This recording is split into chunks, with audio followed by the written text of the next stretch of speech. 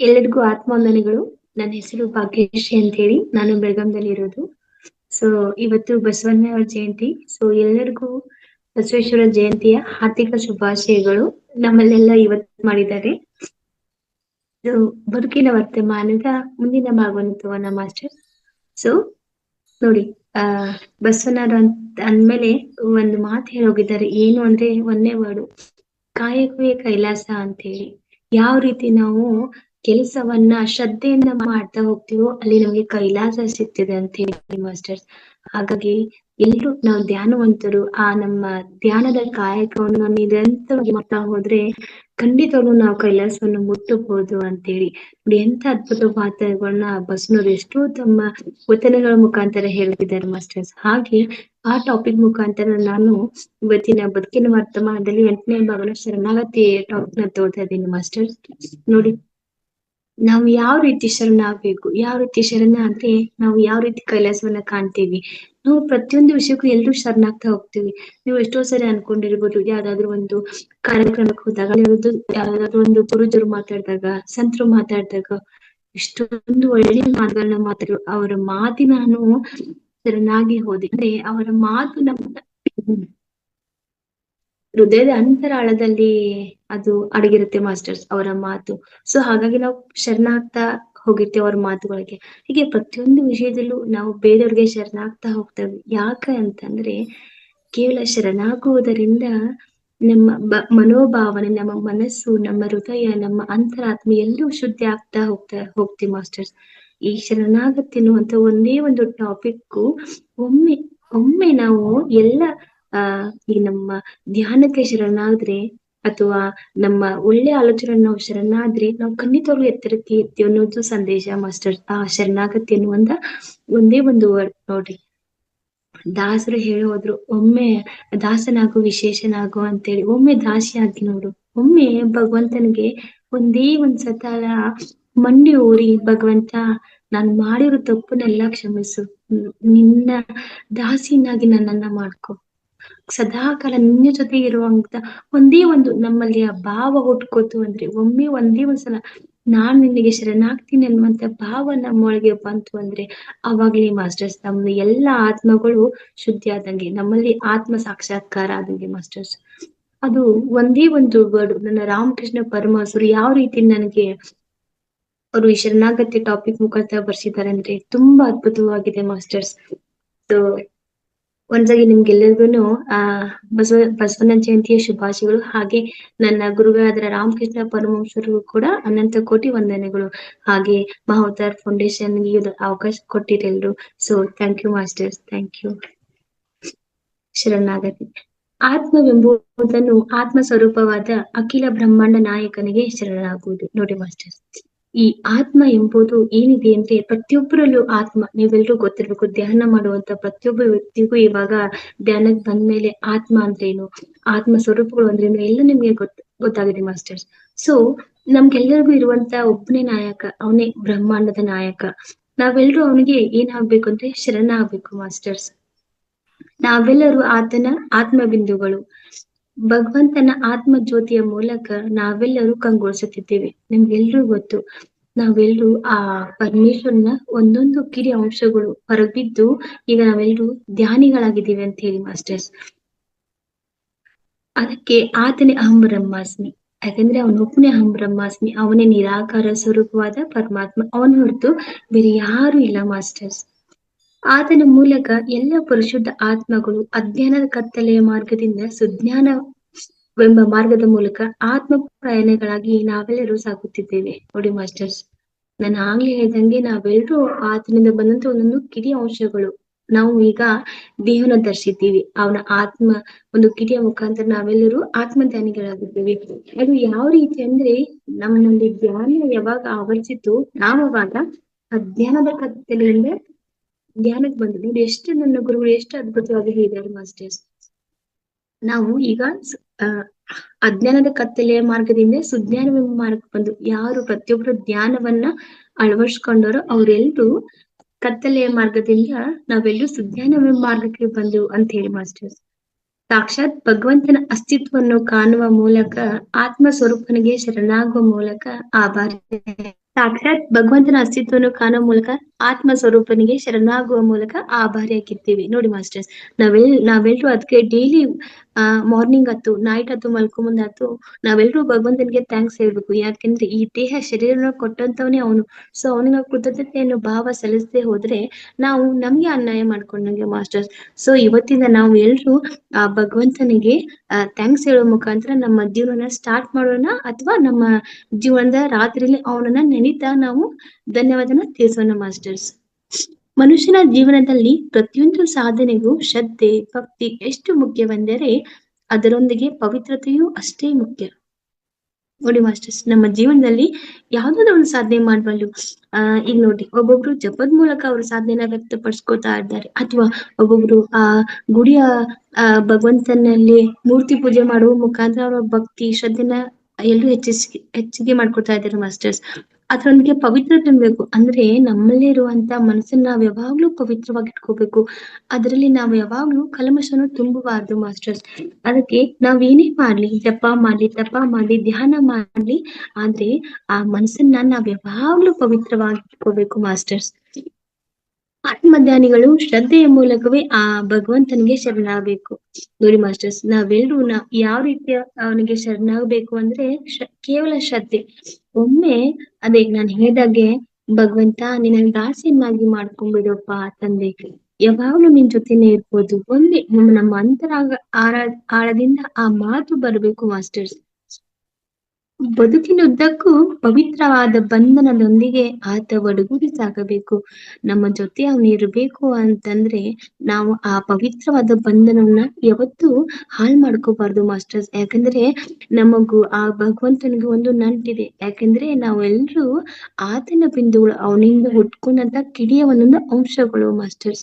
So ಹಾಗಾಗಿ ನಾವ್ ಯಾವತ್ತೂ ಅವನ ಬಂಧನದಿಂದ ತಪ್ಪಿಸ್ಕೊಳ್ಬಾರ್ದು ಮಾಸ್ಟರ್ಸ್. ಒಬ್ಬ ಸಾಧಕನನ್ನು ಕೇಳಿದರೆ ಆತನ ಯಶಸ್ವಿಗೆ ಮೂಲ ಕಾರಣವೇ ಶರಣಾಗತಿ ಎಂಬ ಧ್ಯಾನ ನೋಡಿ ಮಾಸ್ಟರ್ಸ್. ನಾವೆಲ್ಲರೂ ಕೂಡ ಡೈಲಿ ಧ್ಯಾನ ಮಾಡ್ತೀವಿ. ನಾವು ಡೈಲಿ ಧ್ಯಾನ ಮಾಡ್ತಾ ಮಾಡ್ತಾ ಮಾಡ್ತಾ ಆತನಿಗೆ ಶರಣಾಗಿ ಹೋಗ್ತಾ ಇದ್ದೇವೆ ಮಾಸ್ಟರ್. ನೀವು ಕೂಡ ಅಷ್ಟೇ. ಪ್ರತಿಯೊಬ್ರು ನೋಡ್ರಿ, ನಿಮ್ಮ ವಿಚಾರದಲ್ಲಿ ಒಂದೇ ಒಂದು ನಿಮಿಷ ವಿಚಾರ ಮಾಡಿ ನೋಡ್ರಿ. ಹೌದಲ್ಲ, ನಾನ್ ಡೈಲಿ ಧ್ಯಾನ ಮಾಡ್ತಾ ಮಾಡ್ತಾ ಆ ಧ್ಯಾನಕ್ಕೆ ಎಷ್ಟೊಂದು ಶರಣಾಗೋಗಿದ್ದೀನಿ. ಇವತ್ತು ಒಂದ್ ದಿವ್ಸ ನಾವ್ ಧ್ಯಾನ ಮಾಡಿಲ್ಲ ಅಂದ್ರೆ ಮನಸ್ಸು ಹಾತೊರಿತೈತಿ, ಯಾಕೆ ನಾನ್ ಧ್ಯಾನ ಮಾಡಿಲ್ಲ ಅಂತೇಳಿ. ಹಾಗಾಗಿ ನಾನು ಯಾವ ರೀತಿ ಭಗವಂತನಿಗೆ ಶರಣಾಗಬೇಕು ಅನ್ನುವಂತ ತತ್ವ ಹೇಳಿದಿನ ಮಾಸ್ಟರ್ಸ್, ಹಾಗೆ ಕೂಡ ಈ ಧ್ಯಾನಕ್ಕೆ ನಾವೆಲ್ರೂ ಶರಣಾಗಿ ಹೋಗಿದ್ದೀವಿ ಮಾಸ್ಟರ್ಸ್. ಹಾಗೆ ನಾವು ಬದುಕಿನುದ್ದಕ್ಕೂ ಧ್ಯಾನ ಜ್ಞಾನ ಧ್ಯಾನ ರಾಜಯೋಗಗಳಲ್ಲಿ ಶ್ರದ್ಧೆ ಹಾಗೂ ಪವಿತ್ರತೆಯನ್ನು ಅನುಸರಿಸುವ ಮೂಲಕ ತತ್ವಜ್ಞಾನಿಯಾಗಬೇಕು ನೋಡಿ ಮಾಸ್ಟರ್ಸ್. ನನ್ನ ಗುರುಗಳು ಎಷ್ಟು ಅದ್ಭುತವಾಗಿದ್ದಾರೆ. ಇವತ್ತು ಒಂದೇ ದಿವಸ ಮಾಡಿ ಕೈ ಬಿಡಬಾರ್ದು. ನಿನ್ನ ಬದುಕಿನ ಉದ್ದಕ್ಕೂ ಇದನ್ನ ನೀನು ಈ ನಿನ್ನ ಧ್ಯಾನವನ್ನ ಅಥವಾ ನೀನು ಕಲಿಯುವಂತ ಎಕ್ಸ್ಟ್ರಾ ನಿನ್ನ ಧ್ಯಾನಗಳನ್ನ ಈ ಶ್ರದ್ಧೆ ಹಾಗೂ ಪವಿತ್ರನ್ನು ನಿನ್ನ ಕೊನೆಯವರೆಗೂ ಇದನ್ನ ಅನುಸರಿಸಬೇಕು. ಆವಾಗ್ಲೇ ನೀನು ತತ್ವಜ್ಞಾನಿ ಆಗ್ತೀಯಾ ಅಂತ ಹೇಳಿ ಎಷ್ಟು ಅದ್ಭುತವಾಗಿ ಹೇಳಿದ್ದಾರೆ ನೋಡಿ ಮಾಸ್ಟರ್ಸ್. ಹೇಗೆಂದರೆ ಹಾಗೆ ಜೀವಿಸುವುದು ಅದು ಅಸಂಬದ್ಧ. ಈಗ ನೋಡ್ರಿ, ಬೇರೆದವ್ರು ಅದ ಕೆಲಸ ಮಾಡ್ತಾರೋ ನಾವ್ ಅದ ಕೆಲಸ ಮಾಡ್ತೀವಿ ಅಂದ್ರ ಅವ್ರಿಗೂ ನಮಗೂ ಪರಕಿಲ್ಲ. ಡೈಲಿ ಇದು ರೊಟೀನ್ ಎಲ್ಲರಿಗೂ ಇದ್ದೇ ಇರ್ತದೆ. ಎಲ್ರು ಅಡ್ಗೆ ಮಾಡೋದು, ಬಟ್ಟೆ ತೊಳೆದು, ಪಾತ್ರೆ ತೊಳೆದು, ಕಸ ಗುಡ್ಸೋದು ಎಲ್ರು ಮಾಡ್ತಾರೆ. ಆದ್ರೆ ನಾವ್ ಹಾಗಾಗ್ಬಾರ್ದು. ನಾವು ನಮ್ಮದೇ ಆದ ಒಂದು ಜೀವನ ಶೈಲಿಯನ್ನ ಬೆಳೆಸ್ಕೋಬೇಕು. ಏನಾದ್ರೂ ಒಂದ್ ಸಾಧನೆ ಮಾಡ್ಬೇಕು. ಈ ಭಗವಂತ ಈ ಶರೀರ ಕೊಟ್ಟಿದ್ದಾನಂದ್ರೆ ಕೇವಲ ನಾವು ಉಂಡು ತಿಂದು ಆರಾಮ್ ಇಟ್ಕೊಂಡು ಈ ದೇಹವನ್ನ ಸಾಕಿದ್ರೆ ಏನು ಉಪಯೋಗ ಇಲ್ಲ ಮಾಸ್ಟರ್ಸ್. ಈ ದೇಹವನ್ನ ದಂಡಿಸಬೇಕು. ಯೋಗ ಧ್ಯಾನ ಮಾರ್ಗಗಳ ಮುಖಾಂತರ ಈ ದೇಹನ ದಂಡಿಸಿ ನಾವು ಕ್ರಮಬದ್ಧವಾಗಿ ಆ ನಿಯಮಗಳನ್ನೆಲ್ಲವನ್ನು ಪಾಲಿಸ್ಬೇಕು. ಕಂಟಿನ್ಯೂಸ್ ಆಗಿ ನಮ್ಮ ದೇಹನ ದಂಡಿಸುವ ಮುಖಾಂತರ ನಾವು ಡೈಲಿ ಧ್ಯಾನಕ್ಕೆ ದಾಸರಾಗ್ಬೇಕು ಮಾಸ್ಟರ್ಸ್. ಸತ್ಯ ಅಹಿಂಸೆ ಕರ್ಮಯೋಗ ಪಾಲನೆ ಮೂಲಕವೇ ಎಲ್ಲದಕ್ಕೂ ದಾರಿ. ಈಗ ನೋಡ್ರಿ, ನಾನ್ ಧ್ಯಾನ ಮಾಡ್ತೇನೋ ಅಂತ ಹೇಳಿ ನಾನು ಮತ್ತೊಬ್ರಿಗೆ ಹೀಯಾಳ್ಸೋದು ಅಥವಾ ಸುಳ್ಳು ಹೇಳೋದು ಅಥವಾ ನಾವು ಪ್ರಾಣಿ ಹಿಂಸೆ ಮಾಡೋದು, ಪ್ರಾಣಿಯ ನಾನ್ ವೆಜ್ ತಿನ್ನೋದು, ಇದೆಲ್ಲ ಮಾಡಿ ನಾನು ಮಾಡ್ಕೊತೀನಿ, ನಾನು ಒಳ್ಳೆಯ ವ್ಯಕ್ತಿ ಅಂತ ಸಾರಿದ್ರೆ ಅದು ಅಸಂಬದ್ಧ ಮಾಸ್ಟರ್ಸ್. ಸೊ ನಮ್ಮ ಬದುಕಿನ ಪಾಲನೆ ನಾವು ಸತ್ಯವಂತರಾಗಿ ಇಟ್ಕೋಬೇಕು. ಅಸಂಬದ್ಧ ಅಹಿಂಸೆಗೆ ಯಾವುದಕ್ಕೂ ನಾವು ದಾರಿ ಮಾಡ್ಕೊಡ್ಬಾರ್ದು. ಕೆಟ್ಟ ಆಲೋಚನೆಗೆ ದಾರಿ ಮಾಡ್ಕೊಡ್ಬಾರ್ದು. ಕೆಟ್ಟ ಪದ್ಧತಿಗಳನ್ನ ಹಿಡಿಬಾರ್ದು. ಸೊ ಒಳ್ಳೆ ಮಾರ್ಗದಲ್ಲಿ ನಾವೆಲ್ಲರೂ ನಡಿಬೇಕು. ಮತ್ತೆ ಪ್ರಾಣಿ ಹಿಂಸೆ ಅಂತೂ ಮಾಡ್ಲಿಕ್ಕೂಡ್ದು ಮಾಸ್ಟರ್ಸ್. ಸೊ ನಮಗಂತ ಭಗವಂತ ಸಸ್ಯಾಹಾರನ ನೇಮಿಸಿದ್ದಾನೆ. ಅವನ್ನ ತಿನ್ಬೇಕು ಮಾಸ್ಟರ್ಸ್ ನಾವೆಲ್ರು. ಸೊ ಹಾಗಾಗಿ ನಾವೆಲ್ರು ಒಂದು ಸಾಧಕರಾಗಬೇಕು ಅಂತೇಳಿ. ಅನಾದಿ ಕಾಲದಿಂದಲೂ ಎಲ್ಲ ಯೋಗಿಗಳು, ಎಲ್ಲ ಸಾಧಕರು, ಎಲ್ಲ ಆತ್ಮಜ್ಞಾನಿಗಳು ಶರಣಾಗುವ ಮೂಲಕವೇ ಪ್ರತಿಯೊಬ್ಬರಿಗೂ ಮಾದರಿಯಾಗಿದ್ದಾರೆ.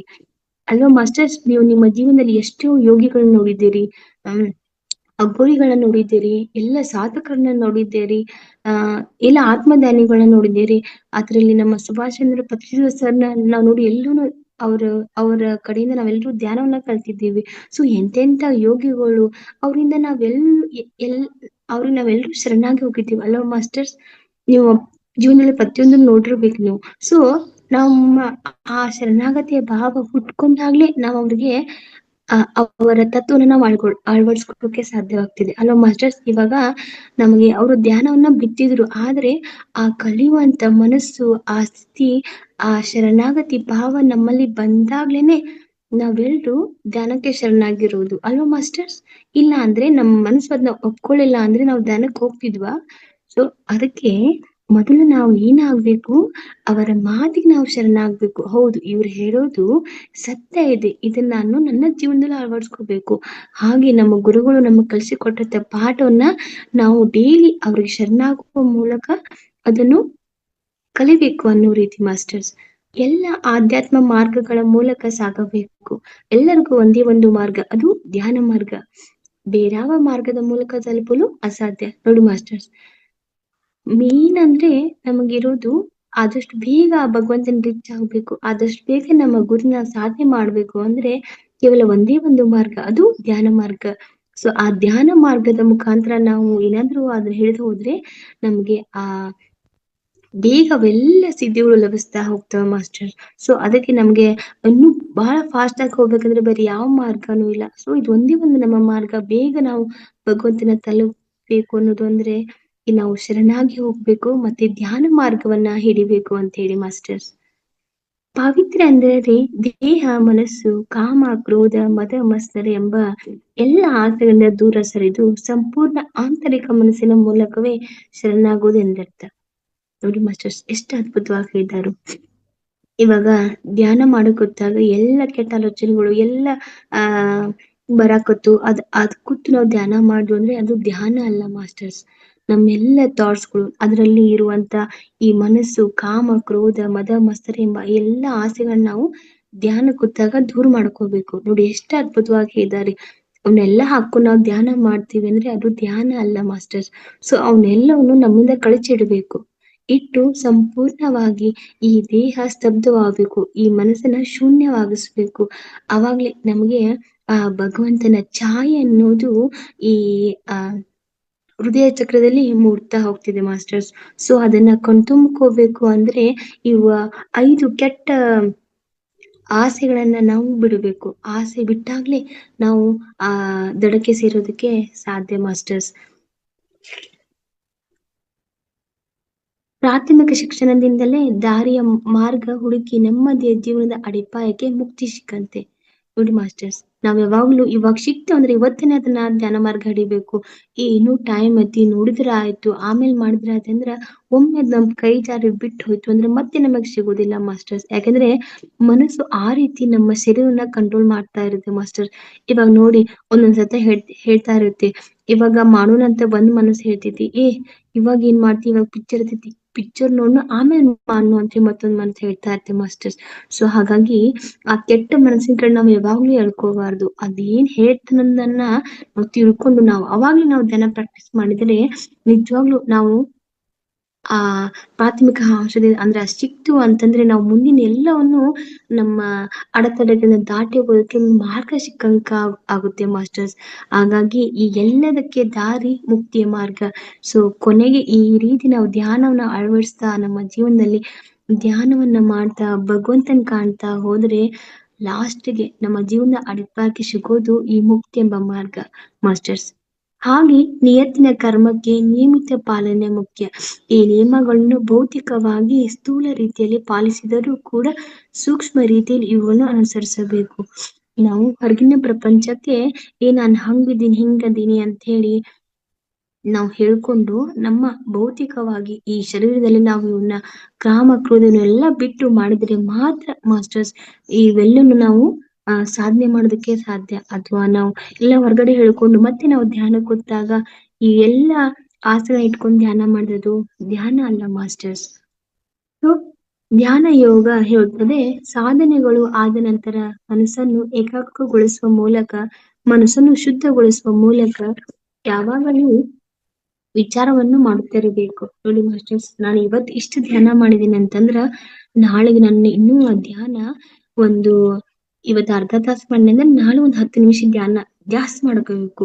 ಹೀಗೆ ನಮ್ಮ ಧ್ಯಾನವನ್ನ ಹೆಚ್ಚಿಸ್ಕೊಳ್ಳೋಕೆ ಇದೊಂದು ಧ್ಯಾನ ಮಾರ್ಗವನ್ನ ಹಾಕೋಬೇಕು ಮಾಸ್ಟರ್ಸ್. ನೋಡಿ ನನ್ನ ಗುರುಗಳು ಎಷ್ಟು ಅದ್ಭುತವಾಗಿ ಹೇಳ್ತಾ ಮತ್ತೆ ದಿನ ಆ ಸಾಧನೆಯಲ್ಲಿ ನಾವು ತೊಡಗಿದಾಗ ನಮ್ಮ ಮನಸ್ಸು ಕೂಡ ಏಕಾಗ್ರತೆಗೊಳ್ಳಲು ಸ್ಟಾರ್ಟ್ ಆಗ್ತಿದೆ ಮಾಸ್ಟರ್ಸ್.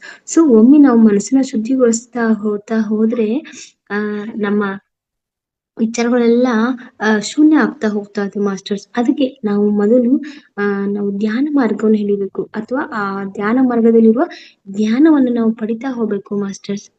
ನೈತಿಕ ಯೋಗಗಳ ಕಟ್ಟುನಿಟ್ಟನ್ನು ಪಾಲಿಸುವ ಮೂಲಕ ಭಗವಂತನಿಗೆ ಫಲ ಸಮರ್ಪಣೆ ಮಾಡುತ್ತಾ ಶರಣಾಗತಿಯ ಭಾವದಿಂದ ನಿಷ್ಕಾಮ ಕರ್ಮಗಳನ್ನು ಮಾಡುವ ಮೂಲಕ ಮನಸ್ಸನ್ನು ಪವಿತ್ರಗೊಳಿಸುವುದು ಎಂದು. ನೋಡಿ ಮಾಸ್ಟರ್ಸ್, ಈ ಕಟ್ಟುನಿಟ್ಟನ್ನ ನಾವು ಸಿನ್ಸಿಯರ್ ಆಗಿ ಪಾಲಿಸ್ಬೇಕು. ಇವತ್ ನಾನು ಇಷ್ಟೊತ್ತು ಮಾಡ್ತೀನಿ, ಭಗವಂತನ ನೋಡ್ತೀನಿ ಅನ್ನೋ ತರ ನಾವು ಆ ಸಮರ್ಪಣೆಯ ಫಲ ಅಂದ್ರೆ ಇವತ್ ನೋಡ್ರಿ, ಏನಾದ್ರೂ ಒಂದು ವಸ್ತು ಬೇಕಾಗಿತ್ತಂದ್ರೆ ನಾವ್ ಯಾವ ರೀತಿ ಅಥವಾ ಬೇಕಾಗಿತ್ತಂದ್ರೆ ಹೋಗಿ ಯಾವ ರೀತಿ ಹೋಗಿ ಮಾರ್ಕೆಟ್ಗೆ ಹೋಗಿ ತಗೊಂಡ್ಬರ್ತೇವೆ, ಅದೇ ರೀತಿ ಇವತ್ ಏನಾದ್ರೂ ಆಗ್ಲಿ ಭಗವಂತನ ನೋಡೇ ತೀರ್ಬೇಕು ಅನ್ನುವಂತ ಆ ಕಟ್ಟುನಿಟ್ಟಿನ ಯೋಗ ಸಾಧನೆಯನ್ನ ನಾವು ಮಾಡ್ತಾ ಹೋದ್ರೆ ಆ ಫಲ ಬೇಕು ಅಂದ್ರೆ ಆ ಛಲ ಸಾಧನೆ ಮಾಡುವಾಗ ನಮ್ಮ ಮನಸ್ಸು ಒಳಗೆ ಆ ಗುರಿ ಬಂತು ಅಂದ್ರೆ ಮುಗಿತು ಮಾಸ್ಟರ್ಸ್. ಅಲ್ಲಿ ನಮ್ಮ ನಿಷ್ಕಾಮ ಕರ್ಮಗಳೆಲ್ಲವೂ ನಮ್ಮ ಮನಸ್ಸನ್ನ ಅದು ಪವಿತ್ರಗೊಳಿಸುತ್ತಂತೆ ಮಾಸ್ಟರ್ಸ್. ಅದರಿಂದ ನಮಗೆ ಧ್ಯಾನದ ಮುಖಾಂತರ ಆದಷ್ಟು ಬೇಗ ನಮ್ಮ ಗೋಲನ್ನ ರೀಚ್ ಮಾಡೋದಕ್ಕೆ ಒಂದು ದಾರಿ ಆಗ್ತಿದೆ ಮಾಸ್ಟರ್ಸ್. ಭಕ್ತಿ ಯೋಗದ ಪ್ರಕಾರ ನಮ್ಮ ಎಲ್ಲ ಭಾವನೆಗಳನ್ನು, ಪ್ರೀತಿಯ ಸಂವೇದನೆಗಳನ್ನು ಕೇವಲ ಭಗವಂತನಿಗೆ ತಿರುಗಿಸಬೇಕು. ನೋಡಿ ಮಾಸ್ಟರ್, ಭಕ್ತಿ ಯೋಗದ ಪ್ರಕಾರ ಅಂದ್ರೆ ಒಬ್ಬೊಬ್ರು ನಾವು ಧ್ಯಾನ ಮಾಡ್ದಂಗೆ ಮತ್ತೊಬ್ರು ಜಪ ಅಂತ ಹೇಳಿ ಮಾಡ್ತಾರೆ. ಎಷ್ಟು ಜಪ ಮಾಡ್ತೀನಿ ಭಗವಂತನ ಬಗ್ಗೆ ಅಂದ್ರೆ ಒಂದು 5,000 ಜಪ, 10,000 ಜಪ, ಹೀಗೆ 1,00,000 ಮಠ. ಇವಾಗ ಎಲ್ರು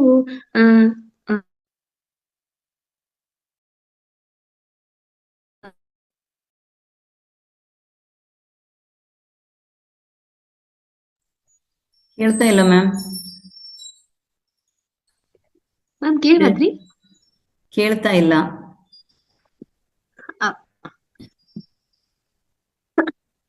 ಮ್ಯಾಮ್. ಈಗ ನೋಡ್ರಿ. ಹಾ, ಈಗ ಮಾತಾಡಿ. Okay ma'am. ಸೊ ಈ ರೀತಿ ನಾವು ಜಪದ ಮುಖಾಂತರ ಅಥವಾ ಧ್ಯಾನ ಮುಖಾಂತರ ಯಾವ್ದೋ ಒಂದ್ ರೀತಿ, ಒಬ್ಬೊಬ್ಬರ ಭಕ್ತಿ ಒಂದೊಂದು ಅನುಸಾರವಾಗಿ ಒಂದೊಂದು ರೀತಿ ಮಾಸ್ಟರ್ಸ್. ಸೊ ಯಾವ್ದ್ರೆಲ್ಲ ಆಗ್ಲಿ ಸರಿ, ಆ ಭಗವಂತನಲ್ಲಿ ಮಾತ್ರ ನಾವು ಯಾವಾಗ್ಲೂ ಲೀನವಾಗಿರ್ಬೇಕು ಅಂತ ಹೇಳಿ ಮಾಸ್ಟರ್ಸ್. ನೋಡಿ, ಅದಕ್ಕೆ ಹೀಗೆ ಎಲ್ಲಾ ಯೋಗಗಳ ಒಂದು ಮತ್ತು ಸಾಮಾನ್ಯ ಮೂಲಭೂತವೆಂದರೆ ಅದು ಹೃದಯ ಶುದ್ಧಿ ಕಾರ್ಯ. ಅಂದ್ರೆ ನಮ್ಮ ಹಾರ್ಟ್ ಚಕ್ರ ಅದು ನಾವ್ ಯಾವಾಗ್ಲೂ ಶುದ್ಧಿ ಮಾಡ್ಕೊಂಡಿರ್ಬೇಕು ಮಾಸ್ಟರ್ಸ್. ನೋಡಿ, ನಾವು ಮಾತಾಡೋ ಮಾತು ಒಬ್ಬರಿಗೆ ಇಷ್ಟವಾಗುತ್ತೆ ಅಂದ್ರೆ ನಮ್ಮ ಮಾತಿನಲ್ಲಿ ಅರ್ಥವಿದೆ ಅಂತ ತಿಳ್ಕೊತಾರೆ ಮಾಸ್ಟರ್. ಸೊ ಆ ಮಾತಿಗೆ ನಾವ್ ಯಾವಾಗ್ಲೂ ಬೆಲೆ ಕೊಡುವ ರೀತಿ ನಾವು ಮಾತಾಡ್ಬೇಕು.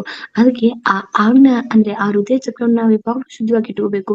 ನಾವು ಮಾತಾಡೋ ಮಾತಿನಲ್ಲಿ ಅಷ್ಟೊಂದು ಸತ್ಯತೆಯನ್ನ ಇರ್ಬೇಕು. ಅದಕ್ಕೆ ಎಷ್ಟೋ ಸರಿ ಹೇಳ್ತಾರೆ ಮೌನ ಧ್ಯಾನ ತುಂಬಾ ಉತ್ತಮ ಅಂತೇಳಿ. ಯಾಕೆಂದ್ರೆ ತಪ್ಪಾಗಿ ಮಾತಾಡಿ ಕೆಟ್ಟ ಭಾವನೆ ಹಂಚ್ಕೊಳ್ಳೋ ಬದ್ಲಿ ಆ ಮೌನವನ್ನ ಆಚರಿಸಬೇಕು ಅಂತ ಹೇಳಿ ಮಾಸ್ಟರ್ಸ್. ಸೊ ನಮ್ಮ ಕೆಲಸದಿಂದ ಬರುವ ಅಪಾಯವೆಂದರೆ ಅದು ನಾವು ಫಲದ ಬಗ್ಗೆ ಯೋಚಿಸುವುದು. ನೋಡಿ ಮಾಸ್ಟರ್ಸ್, ನಾವ್ ಇಷ್ಟೆಲ್ಲ ಹಾಕೊಂಡು ನಾವ್ ಯಾವತ್ತು ಭಗವಂತ ನಾನು ಇಷ್ಟು ತಾಸು ಧ್ಯಾನ ಮಾಡಿನಿ, ಸೊ ಇವತ್ತಿನ ಫಲ ಅಂದ್ರೆ ಇವತ್ತ ನಾನು ಅನ್ಕೊಂಡು ನಿರ್ವರ್ತಿದಿನ ನನಗೆ ಇದ್ ಬೇಕು ಅಂತ ಯಾವುದೇ ಫಲ ಅಪೇಕ್ಷೆನ ನಾವು ಮಾಡಬಾರ್ದು ಅಂತ ಹೇಳಿ ಮಾಸ್ಟರ್ಸ್. ಭಗವಂತ ಏನ್ ಕೊಡ್ತಾನ ಕೊಡ್ಲಿ, ಅದೆಲ್ಲೂ ನಮ್ಮ ಒಳ್ಳೇದಕ್ಕೆ ಅಂತ ಹೇಳಿ ಅನ್ನುವಂತ ಭಾವನೆ ನಮ್ಮಲ್ಲಿ ಬೆರೆಯಬೇಕು ಮಾಸ್ಟರ್ಸ್. ಅದು ನಿಸ್ವಾರ್ಥವೆಂಬ ಮನೋಭಾವ ಬಂದಾಗಲೇ ಆ ಜೀವನಕ್ಕೆ ಒಂದು ಅರ್ಥ. ನೋಡಿ ಎಂತ ಅದ್ಭುತವಾದ ಮಾತನ್ನ ಹೇಳ್ತಾರೆ ನನ್ನ ರಾಮಕೃಷ್ಣ ಪರಮಹಂಸರು. ನಮ್ಮ ಕೆಲಸದಿಂದ ಬರುವ ಅಪಾಯವೆಂದರೆ ಅದು ನಾವು ಫಲದ ಬಗ್ಗೆ ಯಾವಾಗ್ಲೂ ಯೋಚನೆ ಮಾಡಬಾರ್ದು. ಅದಕ್ಕೆ ನಿಸ್ವಾರ್ಥ ಎಂಬ ಮನೋಭಾವ ಬಂದಾಗಲೇ ಆ ಜೀವನಕ್ಕೆ ಒಂದು ಅರ್ಥ. ಏನಾದ್ರೂ ಕೊಡು ಭಗವಂತ, ಫಲ ಮಾತ್ರ ಕೇಳೋದಿಲ್ಲ. ಸೊ ನನ್ನ ಕರ್ತವ್ಯ ಕಾಯಕವೇ ಕೆಲಸ. ಬಸವನವರು ಹೇಳಿದ ಹಾಗೆ ನಾನು ಕಾಯಕ ಮಾಡ್ತಾ ಹೋಗ್ತೀನಿ, ಫಲ ಗಿಲ ಎಲ್ಲ ನಿನಗೆ ಬಿಟ್ಟಿದ್ದು ತಂದೆ ಅನ್ನುವಂತ ಒಂದು ಮನೋಭಾವನೆ ಬಂದಾಗಲೇ ಈ ಜೀವನಕ್ಕೆ ಒಂದು ಅರ್ಥ ಸಿಕ್ಕಂತಾಗುತ್ತದೆ ಮಾಸ್ಟರ್ಸ್. ಎಷ್ಟು ಅದ್ಭುತವಾಗಿ ಹೇಳಿದ್ದಾರೆ ನೋಡ್ರಿ. ಆ ರಾಮಕೃಷ್ಣರು ಹೇಳುವಂತೆ ನೀವು ನಿಮ್ಮ ಮನಸ್ಸಿಗೆ ಶರಣಾಗಿ. ಮೊದಲು ನಾವು ನಮ್ಮ ಮನಸ್ಸಿಗೆ ಶರಣಾಗಬೇಕು, ಅದಕ್ಕೆ ಕೃತಜ್ಞತೆ ಭಾವ ಸಲ್ಲಿಸ್ಬೇಕು. ನೋಡು, ನೀನ್ ನನಗೆ ಒಂದು ತಾಸು ಕುತ್ಕೊಳ್ಳಕ್ಕೆ ಪರ್ಮಿಷನ್ ಕೊಟ್ಟಿದ್ಯಾ, ನಿನಗೆ ಎಷ್ಟು ಕೃತಜ್ಞತೆ ಹೇಳಿದ್ರು ಕಮ್ಮಿ.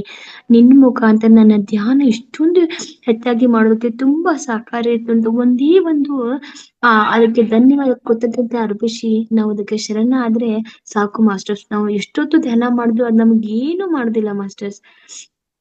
ನೀವು ನಿಮ್ಮ ಆತ್ಮಕ್ಕೆ ಶರಣಾಗಿ, ನಿಮ್ಮ ಆತ್ಮದ ಪರಮಾತ್ಮನಿಗೆ ಶರಣಾಗಿ. ನೋಡಿ ಎಂತ ಅದ್ಭುತವಾದ ಮಾತು.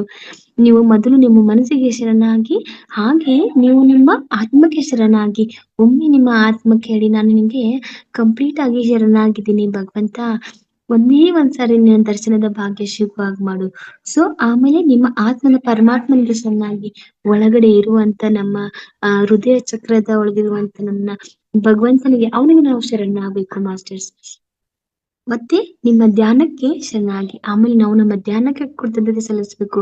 ಆ ಧ್ಯಾನಕ್ಕೆ ನಾವು ಶರಣಾಗಿದ್ದೀವಿ ಅಂತ ಹೇಳ್ಬೇಕು ಮಾಸ್ಟರ್ಸ್. ನೋಡಿ ಎಂತ ಒಂದು ಧ್ಯಾನ ಪರಿಪೂರ್ಣ ಆಗ್ಬೇಕಂದ್ರೆ ಇವೆಲ್ಲವನ್ನು ನಾವು ಧ್ಯಾನಕ್ಕೆ ಅಳವಡಿಸ್ಕೋಬೇಕು. ಮೊದಲು ನಮ್ಮ ಮನಸ್ಸಿಗೆ ಶರಣಾಗ್ಬೇಕು, ಆಮೇಲೆ ಆ ಆತ್ಮಕ್ಕೆ ಶರಣಾಗ್ಬೇಕು, ಆಮೇಲೆ ಆ ಆತ್ಮದೊಳಗಿರುವಂತ ಆ ಪರಮಾತ್ಮನಿಗೆ ಶರಣಾಗಬೇಕು ಮಾಸ್ಟರ್ಸ್. ಆಮೇಲೆ ನಮ್ಮ ಧ್ಯಾನಕ್ಕೆ ಶರಣಾಗಬೇಕು. ನಾವು ಆ ಶರಣಾಗತಿ ಎನ್ನುವಂತ ಒಂದೇ ಒಂದು ಪದವನ್ನ ನಾವು ನಿರಾಕರಿಸಿದ್ರೆ ನಾವು ಯಾವತ್ತೂ ನಮ್ಮ ಜೀವನದಲ್ಲಿ ಮುಂದೆ ಬರೋದಕ್ಕಾಗೋದಿಲ್ಲ ಮಾಸ್ಟರ್ಸ್. ಅಖಂಡ ಜೀವರಾಶಿಗೆ ಬೆಳಕಾದ ಸಾಕ್ಷಾತ್ ಸ್ವರೂಪ ಆ ಭಗವಂತನಿಗೆ ಶರಣಾಗಿ. ನೋಡಿ ಮಾಸ್ಟರ್ಸ್, ಈ ಅಖಂಡ ಜೀವರಾಶಿಗೆ, ಈ ಎಲ್ಲ ಕೋಟ್ಯಾನುಕೋಟಿ ಜೀವಗಳಿಗೆ ಆಶ್ರಯದಾತವಾಗಿರುವಂತ ಆ ಸಾಕ್ಷಾತ್ ಭಗವಂತನಿಗೆ ಡೈಲಿ ಇಲ್ಲ ಅಂದ್ರೂ ನಾವು ಅವನಿಗೆ ಶರಣಾಗತಿ ಹೇಳ್ತಾ ಹೋಗ್ಬೇಕು. ಆಮೇಲೆ ಅವನಿಗೆ ಡೈಲಿ ನಾವು ಕೃತಜ್ಞತೆಯನ್ನು ಸಲ್ಲಿಸ್ತಾ ಹೋಗ್ಬೇಕು ಮನಸಾರೆ ಅವನಿಗೆ. ಭಗವಂತ ಥ್ಯಾಂಕ್ಸ್, ಇವತ್ತು ಎಲ್ಲವೂ ಆದಿದ್ದ ನಿನ್ನಿಂದನ. ಸೊ ನಿನಗೆ ಎಷ್ಟು ಕೃತಜ್ಞತೆ ಸಲ್ಲಿಸಿದ್ರು ಕಮ್ಮಿ. ಸೊ ಥ್ಯಾಂಕ್ ಯು ಭಗವಂತ ಅನ್ನುವಂತ ಒಂದೇ ಒಂದು ಥ್ಯಾಂಕ್ಸ್ ಇಷ್ಟು ನಮ್ಮ ಮನಸ್ಸಿಗೆ ಹಿತ ಕೊಡ್ತಿದೆ ನೋಡಿ ಮಾಸ್ಟರ್ಸ್. ಇವಾಗ ನಾವ್ ಎಲ್ಲಾದ್ರೂ ಹೋಗ್ತೀರಾ ಅಂತ ತಿಳ್ಕೊರಿ, ಒಬ್ಬ ಆಟೋ ನಿಮ್ಮನ್ನ ಈ ಪ್ರದೇಶದಿಂದ ಆ ಪ್ರದೇಶಕ್ಕೆ ಬಿಟ್ರೆ ನಾವು ನಮ್ಮ ಮನಸಾರೆ ಅವ್ನಿಗೆ ಕೃತಜ್ಞತೆ ಸಲ್ಲಿಸ್ಬೇಕು. ಅದು ಭಗವಂತನಿಗೆ ಹೋಗಿ ಮುಟ್ಟಿರುತ್ತೆ. ನೀವ್ ಅನ್ಕೋತೀರಾ, ಅವ್ನ್ಯಾಗ ನಾನು ಹೇಳ್ಬೇಕು, ದುಡ್ಡು ಕೊಟ್ಟಿನೂ ತಂದ್ಬಿಟ್ಟನ ಅಷ್ಟೇ. ಅದೆಲ್ಲ ಮಾಸ್ಟರ್, ನಮ್ಮನ್ನ ಕರ್ಕೊಂಡ್ಬಂದು ಆ ಸಲ ಈ ಸಲ ನಮ್ಮನ್ನ ಸುರಕ್ಷಿತವಾಗಿ ಬಿಟ್ಟಿರ್ತಾರೆ ಅಂದ್ರೆ ನಾವು ನಮ್ ಕಾಲದ ಮುಖಾಂತರ ನಾವು ಧನ್ಯವಾದನ ಅರ್ಪಿಸ್ಬೇಕು ಮಾಸ್ಟರ್ಸ್. ಹೀಗೆ ರಾಮಕೃಷ್ಣರು ಕಾಳಿಕಾ ಮಾತೆಗೆ ಶರಣಾಗುವ ಮೂಲಕ ದರ್ಶನದ ಭಾಗ್ಯ ಪಡೆದು ಇಡೀ ವಿಶ್ವಕ್ಕೆ ಮಾದರಿಗಿದ್ದಾರೆ. ನೋಡಿ ಮಾಸ್ಟರ್ಸ್, ನನ್ನ ಗುರುಗಳು ಅವತ್ತು ಶರಣಾಗದೆ ಹೋದ್ರಿ ಆ ಕಾಳಿಕಾ ಮಾತೆಗೆ. ಇವತ್ತು ಅವ್ರು ನಮ್ಗೆ ಅವ್ರ ಬಗ್ಗೆ ಏನೂ ತಿಳಿತಾನೆ ಇರ್ಲಿಲ್ಲ. ಸೊ ಅವತ್ತು ಅವ್ರು ಶರಣಾಗಿದ್ದಕ್ಕೇನೆ ಅವರು ಆ ತಾಯಿಯ ದರ್ಶನದ ಭಾಗ್ಯ ಪಡೆಯುವಂತವ್ರಿಗೆ ಸಿಕ್ತು. ಸೊ ಅವರು ವಿಶ್ವಕ್ಕೇನೆ ಮಾದರಿ ಆದ್ರು ಅಲ್ವಾ ಮಾಸ್ಟರ್ಸ್. ಅವರ ಅಗಾಧ ಭಕ್ತಿಗೆ ಸೋತು ಶರಣಾಗಿದ್ದಾರೆ. ನೋಡಿ ಮಾಸ್ಟರ್ಸ್, ಇಲ್ಲಿ ಭಗವಂತ ಕೂಡ ಶರಣಾಗಿದ್ದಾನೆ ಅನ್ನೋದಕ್ಕೆ ಮಾತು ನೋಡಿ.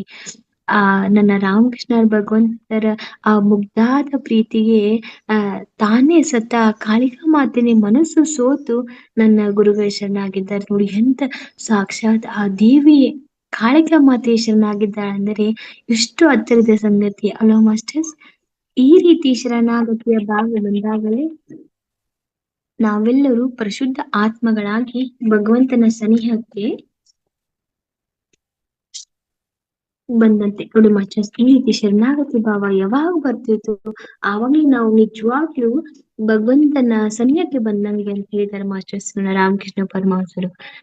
ಹೀಗೆ ಭಕ್ತರ ಕರೆಗೆ ಭಗವಂತನೇ ಶರಣಾಗುತ್ತಾನೆ ಎಂಬುದಕ್ಕೆ ಜೀವಂತ ಸಾಕ್ಷಿಯೇ ಪರಮಹಂಸರು. ನೋಡಿ ಮಾಸ್ಟರ್ಸ್, ನಾನು ಯಾವಾಗ್ಲೂ ಎಷ್ಟೋ ಸತಿ ಹೇಳ್ತೀನಿ, ಧ್ಯಾನದಲ್ಲಿ ಕೂತಾಗ ನನ್ನ ಗುರು ಸಿಗ್ಲ ನಿಮ್ಮ ಗುರು ಸಿಗ್ಲ ಅನ್ನೋ ಮತ್ತೆ ಮಾತು ಯಾವತ್ತೂ ಬೇಡ. ನಾವು ಶುದ್ಧವಾದ್ರೆ ಸಾಕು, ನಮ್ಮ ಆತ್ಮ ಶುದ್ಧವಾದ್ರೆ ಸಾಕು, ಆ ಭಗವಂತ ನಮ್ಮನ್ನೇ ಹುಡ್ಕೊಂಡು ಬರ್ತಾನೆ ಅನ್ನೋದಕ್ಕೆ ನನ್ನ ರಾಮಕೃಷ್ಣ ಪರಮಹಂಸರೇ ಸಾಕ್ಷಿ. ಹಾಗೆ ನಾವು ಆ ಭಕ್ತಿಗೆ ಶರಣಾಗಿ ಹೋದ್ರೆ, ಆ ಭಗವಂತನೇ ಶರಣಾಗಿ ಹೋದ್ರೆ ಅವನೇ ನಮ್ಮ ಹತ್ರ ಬರ್ತಾನೆ ಮಾಸ್ಟರ್ಸ್. ಅದಕ್ಕೆ ಜೀವಂತ ಸಾಕ್ಷಿ ನನ್ನ ರಾಮಕೃಷ್ಣ ಪರಮಹಂಸರು. ರಾಮಕೃಷ್ಣರೇ ಭಗವತ್ ಕೃಪೆಯನ್ನು ಕುರಿತು ಹೇಳುವುದುಂಟು. ಯಾವಾಗ ಮಾನವನು ಅಹಂಕಾರದಲ್ಲಿ ಮಿಂದಿರುತ್ತಾನೋ ಆವಾಗ ಅವನಿಗೆ ಸಾಕ್ಷಾತ್ಕಾರವಾಗುವುದಿಲ್ಲ, ಹಾಗೂ ತತ್ವಜ್ಞಾನದ ಅರಿವು ಸಹ ಮೂಡುವುದಿಲ್ಲ. ನಾನು ಹೇಳಿದಾಗೆ ಮಾಸ್ಟರ್ಸ್ ನೋಡಿ, ನಾನು ಎನ್ನುವಂತ ಭಾವ ಯಾವಾಗ ನಮ್ಮ ಆವರಿಸ್ಕೊಳ್ತಿತ್ತು ಅಲ್ಲಿ ನಮಗೆ ಅಹಂಕಾರ ಜಾಸ್ತಿ ಆಗ್ತಿತ್ತು ಮಾಸ್ಟರ್ಸ್. ನಿಮ್ಮಲ್ಲಿ ಸುತ್ತಮುತ್ತಲು ನೋಡಿರ್ಬೇಕು, ಎಷ್ಟೋ ಮಂದಿ ತಮ್ಮ ಅಹಂಕಾರದ ಮೆರಿತಾ ಇರ್ತಾರೆ. ತಮ್ಮ ಅಜ್ಞಾನದಿಂದ ನಾನು ನಾನು ಏನಿದೆ ಮಾಸ್ಟರ್ಸ್ ನಾನು ಅನ್ನೋದ್ರಲ್ಲಿ, ನನ್ನದು ಅನ್ನೋದು ಕೂಡ ಒಂದು ವಸ್ತುನು ಕೂಡ ನಮಗ್ ಜೊತೆಗೆ ಬರುವುದಿಲ್ಲ. ನಾನು ಅನ್ನುವಂತ ನನ್ನ ಅಂತಸ್ತು, ನನ್ನ ಆಸ್ತಿ ಪಾಸ್ತಿ ಇಟ್ಕೊಂಡು ನನ್ನ ಜೊತೆಗೆ ಬರೋದಿಲ್ಲ, ನನ್ನ ಜೊತೆಗೆ ಏನೂ ಬರೋದಿಲ್ಲ ಮಾಸ್ಟರ್ಸ್. ಆ ಆತ್ಮ ಕೂಡ ನಂದಲ್ಲ, ಅದು ಪರಮಾತ್ಮಂದು. ಹೀಗಿರುವಾಗ ನಮ್ಮದನ್ನೋದು ಏನೂ ಒಂದು ವಸ್ತಿಲ್ಲ ಮಾಸ್ಟರ್ಸ್. ಹಾಗಿದ್ದಾಗ ಯಾಕೆ ಎಲ್ಲದಕ್ಕೂ ನಾವು ನಾನು ಅನ್ನುವಂತ ಪದವನ್ನ ಅದಕ್ಕೆ ಹಾಕಿ ಅಹಂಕಾರವನ್ನು ಮೂಡಿಗೆರ್ಸ್ಕೊಡ್ತೀವಿ ಅಲ್ವಾ ಮಾಸ್ಟರ್ಸ್? ಅದ್ರ ಬದಲಾಗಿ ಅದನ್ನ ತೆಗೆದು ನೀನು ಅನ್ನುವಂತ ಭಾವ ಯಾವಾಗ ಬರುತ್ತೋ ಆವಾಗ ನಾವೆಲ್ಲರೂ ಶುದ್ಧ ಆತ್ಮಗಳಾಗ್ತೀವಿ ಮಾಸ್ಟರ್ಸ್. ಅದಕ್ಕೆ ನೋಡಿ, ನನ್ನ ಗುರುಗಳು ಹೇಳುವ ಹಾಗೆ ಅಹಂಕಾರದಲ್ಲಿ ಮಿಂದಿದ್ದವರಿಗೆ ಆತ್ಮ ಸಾಕ್ಷಾತ್ಕಾರ ಆಗೋದಿಲ್ಲ, ಅಥವಾ ಹಾಗೂ ತತ್ವಜ್ಞಾನ ಅರಿವು ಸಹ ಮೂಡುವುದಿಲ್ಲ ಅಂತ ಹೇಳಿ. ನಿಮಗೆಲ್ಲ ಈ ಧ್ಯಾನ ಲಭಿಸಿದೆ ಅಥವಾ ಈ ನೀವೆಲ್ಲರೂ ಧ್ಯಾನಿಗಳಾಗಿದ್ದೀರಾ ಅಂದ್ರೆ ನಿಮ್ಮಲ್ಲಿರುವಂತ ಅಹಂಕಾರ ಮುಚ್ಚೋಗಿದೆ ಅಂತ ಹೇಳಿ ಮಾಸ್ಟರ್. ನಾನು ಎನ್ನುವಂತ ಅಹಂಕಾರ ಭಾವ ನಿಮ್ನೆಲ್ಲರೂ ಬಿಟ್ಟು ಹೋದಾಗ ಮಾತ್ರ ನಾವೆಲ್ಲರೂ ಕೂಡ ಧ್ಯಾನಿಗಳಾಗಿದ್ದೇವೆ ಅಂತ ಹೇಳಿ ಮಾಸ್ಟರ್ಸ್.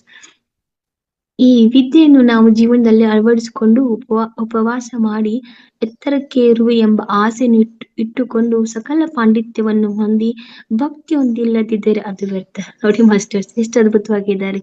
ಒಮ್ಮೆ ನಮ್ಗೆ ವಿದ್ಯೆ ತಲೆಗೆ ಇದ್ದಾಗ ನಾವು ಅದನ್ನು ನಾನೇ ಸಾಧನೆ ಮಾಡಿದೆ, ನಾನು ಎತ್ತರಕ್ಕೆ ಇದ್ದೆ ಅನ್ನುವಂತ ದುರಹಂಕಾರ ನನ್ನನ್ನೇನಾದ್ರೂ ಆವರಿಸ್ಕೊಂಡ್ತು ಅಂದ್ರೆ, ಅಥವಾ ಇದೆಲ್ಲವನ್ನು ಇಟ್ಕೊಂಡಾಗ ನಮ್ಮಲ್ಲಿ ಆ ಭಕ್ತಿಯನ್ನು ಇಲ್ಲದಿದ್ದರೆ, ಈ ನೋಡಿ ಧ್ಯಾನ ಮಾಡ್ತೀವಿ ಅಲ್ಲಿ ನಿಷ್ಕಲ್ಮಶವಾದ ಭಕ್ತಿ ನೋಡ್ಬೇಕು.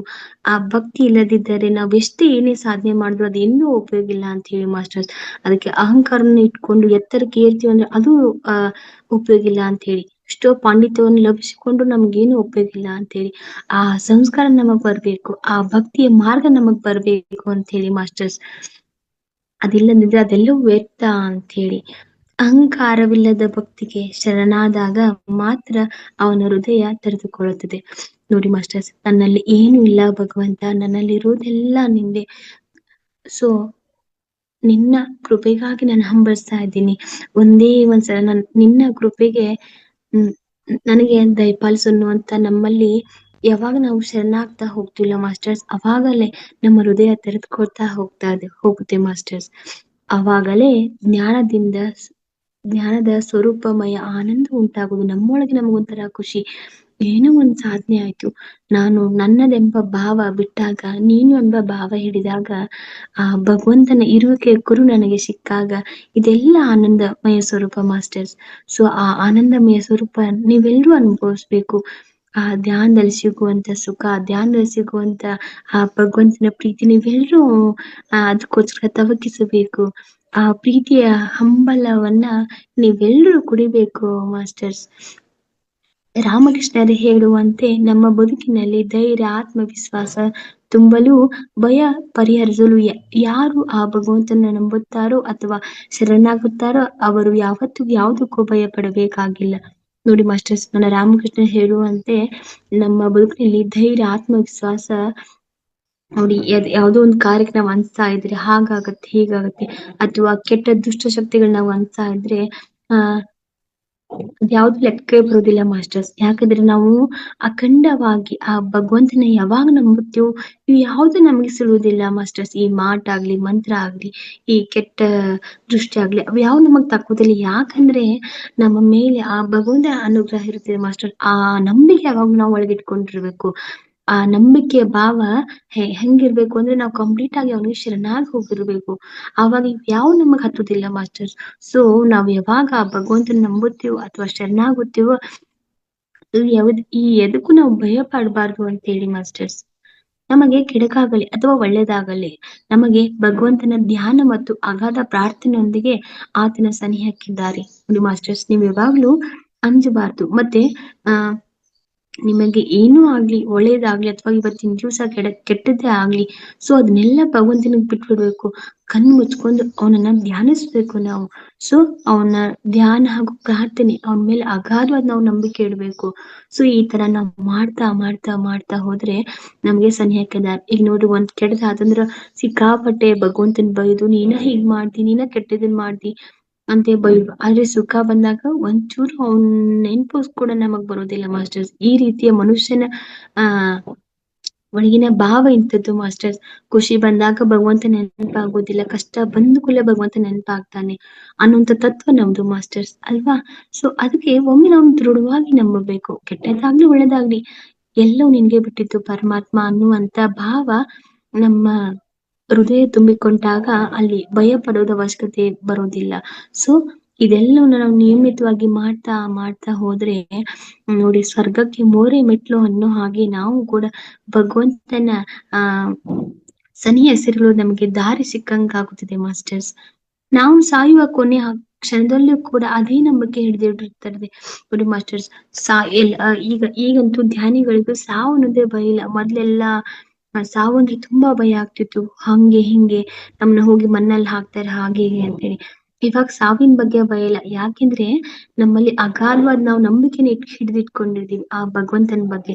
ಸೊ ಹೀಗಾಗಿ ಸಾವನ್ನು ಹತ್ರ ಬಂದ್ರು ಕೂಡ ನಮ್ಮಲ್ಲಿ ಅದೇ ಮಂದಹಾಸ, ಅದೇ ಮುಗುಳ್ನಗೆ, ಅದೇ ಅಗಾಧವಾದ ನಂಬಿಕೆ.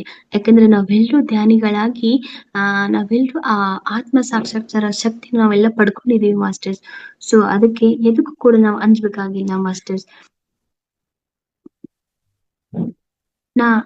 ಆದರೆ ಅವರವರ ನಂಬಿಕೆಯ ಮೇಲೆ ಆತನ ಸಾನ್ನಿಧ್ಯ ತೋರಿಸ್ತದೆ. ಹೌದು ಮಾಸ್ಟರ್ಸ್. ಯಾಕೆಂದ್ರೆ ನಾವು ಎಷ್ಟರ ಮೇಲೆ ನಂಬಿಕೆ ಇಟ್ಕೊಂಡಿರ್ತೇವೆ ಅಂತ ಹೇಳಿ ಅದು ಅವ್ರವ್ರ ಮೇಲೆ ಬಿಟ್ಟಿದ್ದು. ಸೊ ಅವ್ರವ್ರ ಭಕ್ತಿಗೆ ಅನುಗುಣವಾಗಿ ಅಥವಾ ಅವರ ಶ್ರದ್ಧೆಗೆ, ಅವರ ಶರಣಾಗತಿಗೆ ಅನುಗುಣವಾಗಿ ಅವರಿಗೆ ಆಯಾ ರೀತಿಯ ಸಾನ್ನಿಧ್ಯ ದೊರಕ್ತಾ ಹೋಗ್ತಿದೆ ಮಾಸ್ಟರ್ಸ್. ಕಲ್ಲು ಮುಳ್ಳಿನಲ್ಲಿಯೂ ಆತನಿದ್ದಾನೆ. ಶುದ್ಧ ಮನಸ್ಸಿನಿಂದ ನೋಡಿದರೆ ಮಾತ್ರ ಆತ ಗೋಚರಿಸುತ್ತಾನೆ ನೋಡಿ ಮಾಸ್ಟರ್ಸ್. ಎಂತ ಅದ್ಭುತ ಮಾತು.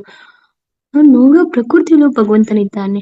ಒಂದು ಕಲ್ಲನ್ನ ನಾವು ತೀಕ್ಷ್ಣವಾಗಿ ನೋಡ್ರು ಅಲ್ಲೂ ಆ ಭಗವಂತನೇ ಕಾಣ್ತಾನೆ. ಅಥವಾ ನಮಗ್ ಚುಚ್ಚೋ ಮುಳ್ಳನ್ನು ನಾವು ಆ ಭಕ್ತಿಯಿಂದ, ಆ ಧ್ಯಾನ ಮಾರ್ಗದಿಂದ ಆ ಮುಳ್ಳನ್ನು ನೋಡಿದ್ರು ಅದ್ರಲ್ಲೂ ಇದ್ದಾನೆ. ನೋವು ದೃಷ್ಟಿ ಮಾತ್ರ ನಮ್ದು ಮಾಸ್ಟರ್.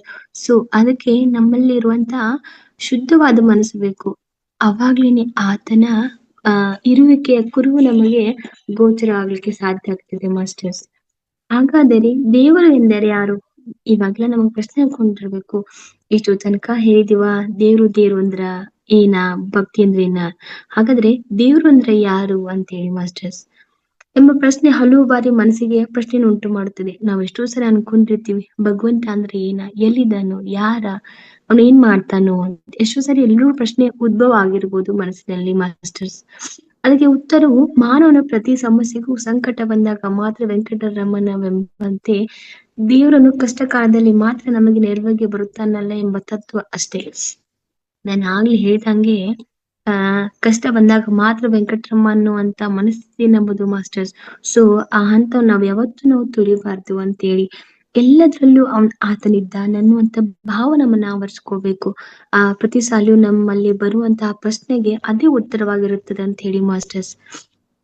ಆದರೆ ಇದನ್ನು ಅರಿಯದ ಮಾನವ ಏನೆಂದರೆ ಸದಾ ಕಾಲವು ಭಗವಂತ ನಮ್ಮೊಂದಿಗಿರುತ್ತಾನೆ.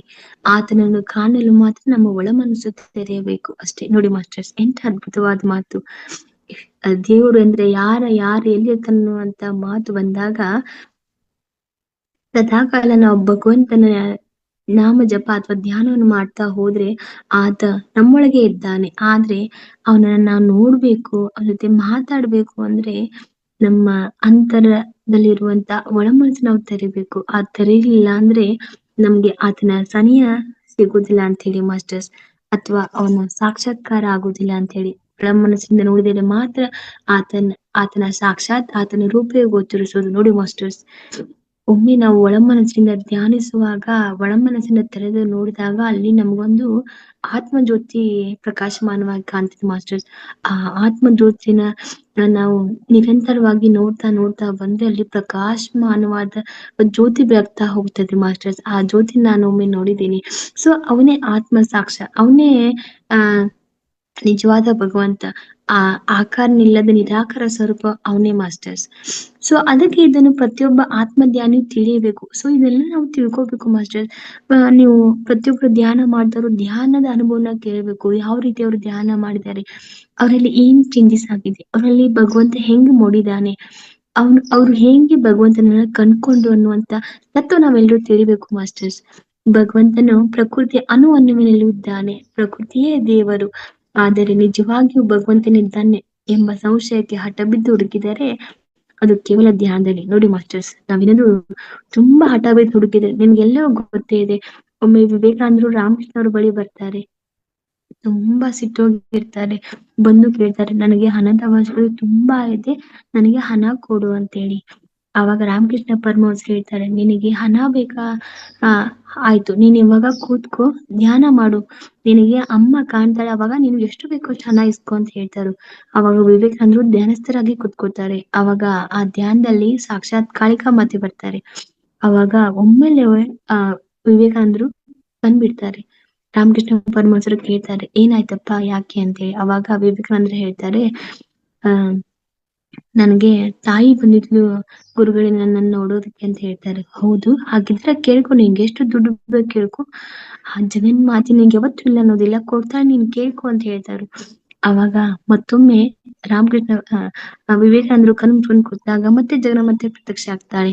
ಅವಾಗ ಅವ್ರ ಬಾಯಲ್ಲಿ ದುಡ್ಡು ಬೇಕು ಅಂತ ಬರುದಿಲ್ಲ ಮಾಸ್ಟರ್ಸ್, ಅವ್ರ ಬಾಯಲ್ಲಿ ಅಮ್ಮ, ತಾಯಿ ಜಗನ್ಮಾತೆ, ನೀನ್ ಬೇಕು, ಆ ನಿನ್ನ ಆಶೀರ್ವಾದ ಬೇಕು ಅನ್ನುವಂತ ಆ ಭಾವ ಅವರಲ್ಲಿ ಹುಡ್ಕೊಳ್ತಾ ಇದೆ ಮಾಸ್ಟರ್ಸ್. ಸೊ ನೋಡಿ, ಆ ವಿವೇಕಾನಂದರಿಗೆ ದುಡ್ಡು ಬೇಕು ಅಂದಾಗ ಆ ಭಾವ ಹೋಗಿ ಅಲ್ಲಿ ನೀನು ಬೇಕು, ತಾಯಿ ಜಗನ್ಮಾತೆ ನೀನು ಬೇಕು ಅನ್ನುವಂತ ಭಾವ ಯಾವಾಗ ಬರ್ತದೋ ಆವಾಗ್ಲೇ ಮಾಸ್ಟರ್ಸ್ ನಿಜವಾಗ್ಲೂ ನಮಗೆ ಆತ್ಮ ಸಾಕ್ಷಾತ್ಕಾರ ಆದಂಗೆ. ಸೊ ಈ ರೀತಿ ನಾವು ಇದನ್ನೆಲ್ಲವನ್ನು ನಾವು ಕೂಡ ಧ್ಯಾನದಲ್ಲಿ ಕಾಣ್ಬಹುದು ಅನ್ನೋದನ್ನ ಹೇಳಿದ್ದಾರೆ. ಭಗವಂತನ ನೋಡ್ಬೇಕು ಅಂತಂದ್ರೆ ನಾವು ನಿಜವಾಗ್ಲೂ ಆ ಮನಸ್ಸನ್ನ ಹಿಡ್ಕೊಂಡು ಮಾಡಿದ್ರೆ ಮಾತ್ರ ಈ ಸಾಧನೆ ಸಾಧ್ಯವಾಗುತ್ತದೆ ಮಾಸ್ಟರ್ಸ್. ಅದಕ್ಕೆ ಇದನ್ನ ಪ್ರತಿಯೊಬ್ಬ ಆತ್ಮಧ್ಯಾನಿ ತಿಳಿಯಬೇಕು. ಭಗವಂತನು ಪ್ರಕೃತಿ ಅಣುವಿನಲ್ಲೂ ಇದ್ದಾನೆ, ಎಲ್ಲ ಪ್ರಕೃತಿಯಲ್ಲೂ ಆತನಿದ್ದಾನೆ. ಅವನು ನೋಡ್ಬೇಕಂದ್ರೆ ಮಾತ್ರ ನಮ್ಮ ಒಳ ಮನಸ್ಸು ತೆಗಿಬೇಕು. ಅದು ಕೇವಲ ಧ್ಯಾನದಲ್ಲಿ ಮುಖಾಂತರ ಸಾಧ್ಯ ಅಂತ ಹೇಳಿ ಮಾಸ್ಟರ್ಸ್. ಮತ್ತೊಂದು ರೀತಿಯಲ್ಲಿ ಅಂದರೆ ತೀವ್ರವಾಗಿ, ಅಂದ್ರೆ ಅತಿ ತೀವ್ರವಾಗಿ ಆತನ ನಾಮಸ್ಮರಣೆ ಮತ್ತು ಆತನಿಗೆ ಸಂಪೂರ್ಣವಾಗಿ ಶರಣಾದರೆ ಮಾತ್ರ ನಾವು ಭಗವಂತನ ಕಾಣಬಹುದು. ನಾನು ಅವಾಗ್ಲೇ ಹೇಳಿದಂಗೆ ಜಪ ತಪ್ಪದ ಮುಖಾಂತರ ಕೂಡ ನಾವು ಭಗವಂತನನ್ನ ಕಾಣ್ಬಹುದು ಅಂತ ಹೇಳಿ ಮಾಸ್ಟರ್ಸ್. ಸನಾತನ ಧರ್ಮದಲ್ಲಿ ಒಂದು ಶ್ಲೋಕ ಈ ರೀತಿ ಭಗವಂತನನ್ನು ವರ್ಣಿಸುತ್ತದೆ. ಹೇ ಭಗವಂತ, ಜ್ಞಾನದ ಮೂಲಕ ನಿರಾಕಾರನಾದ ನಿನಗೆ ಆಕಾರವನ್ನು ಕಲ್ಪಿಸಿದೆ, ಸ್ತುತಿಯ ಮೂಲಕ ನಿನ್ನ ಅನಿರ್ವಚನೀಯ ತತ್ವವನ್ನು ತೋರೀಕರಿಸಿದೆ, ತೀರ್ಥಯಾತ್ರೆಗಳ ಹುಡುಕುವ ನಿನ್ನ ನಿರಾಕರಿಸಿದೆ. ಹೇ ಜಗದ್ಗುರು, ನಾನು ಮಾಡಿದ ಈ 3 ತಪ್ಪುಗಳನ್ನು ಮನಸ್ಸು ಅಂತ ಹೇಳಿ. ನೋಡಿ ಎಂತ ಅದ್ಭುತವಾದ ಶ್ಲೋಕ. ನೋಡಿ ಮಾಸ್ಟರ್ಸ್, ಹೇ ಭಗವಂತ, ಧ್ಯಾನದ ಮೂಲಕ ನಿರಾಕಾರದ ನಿನಗೆ ಆಕಾರವನ್ನು ಕಲ್ಪಿದೆ.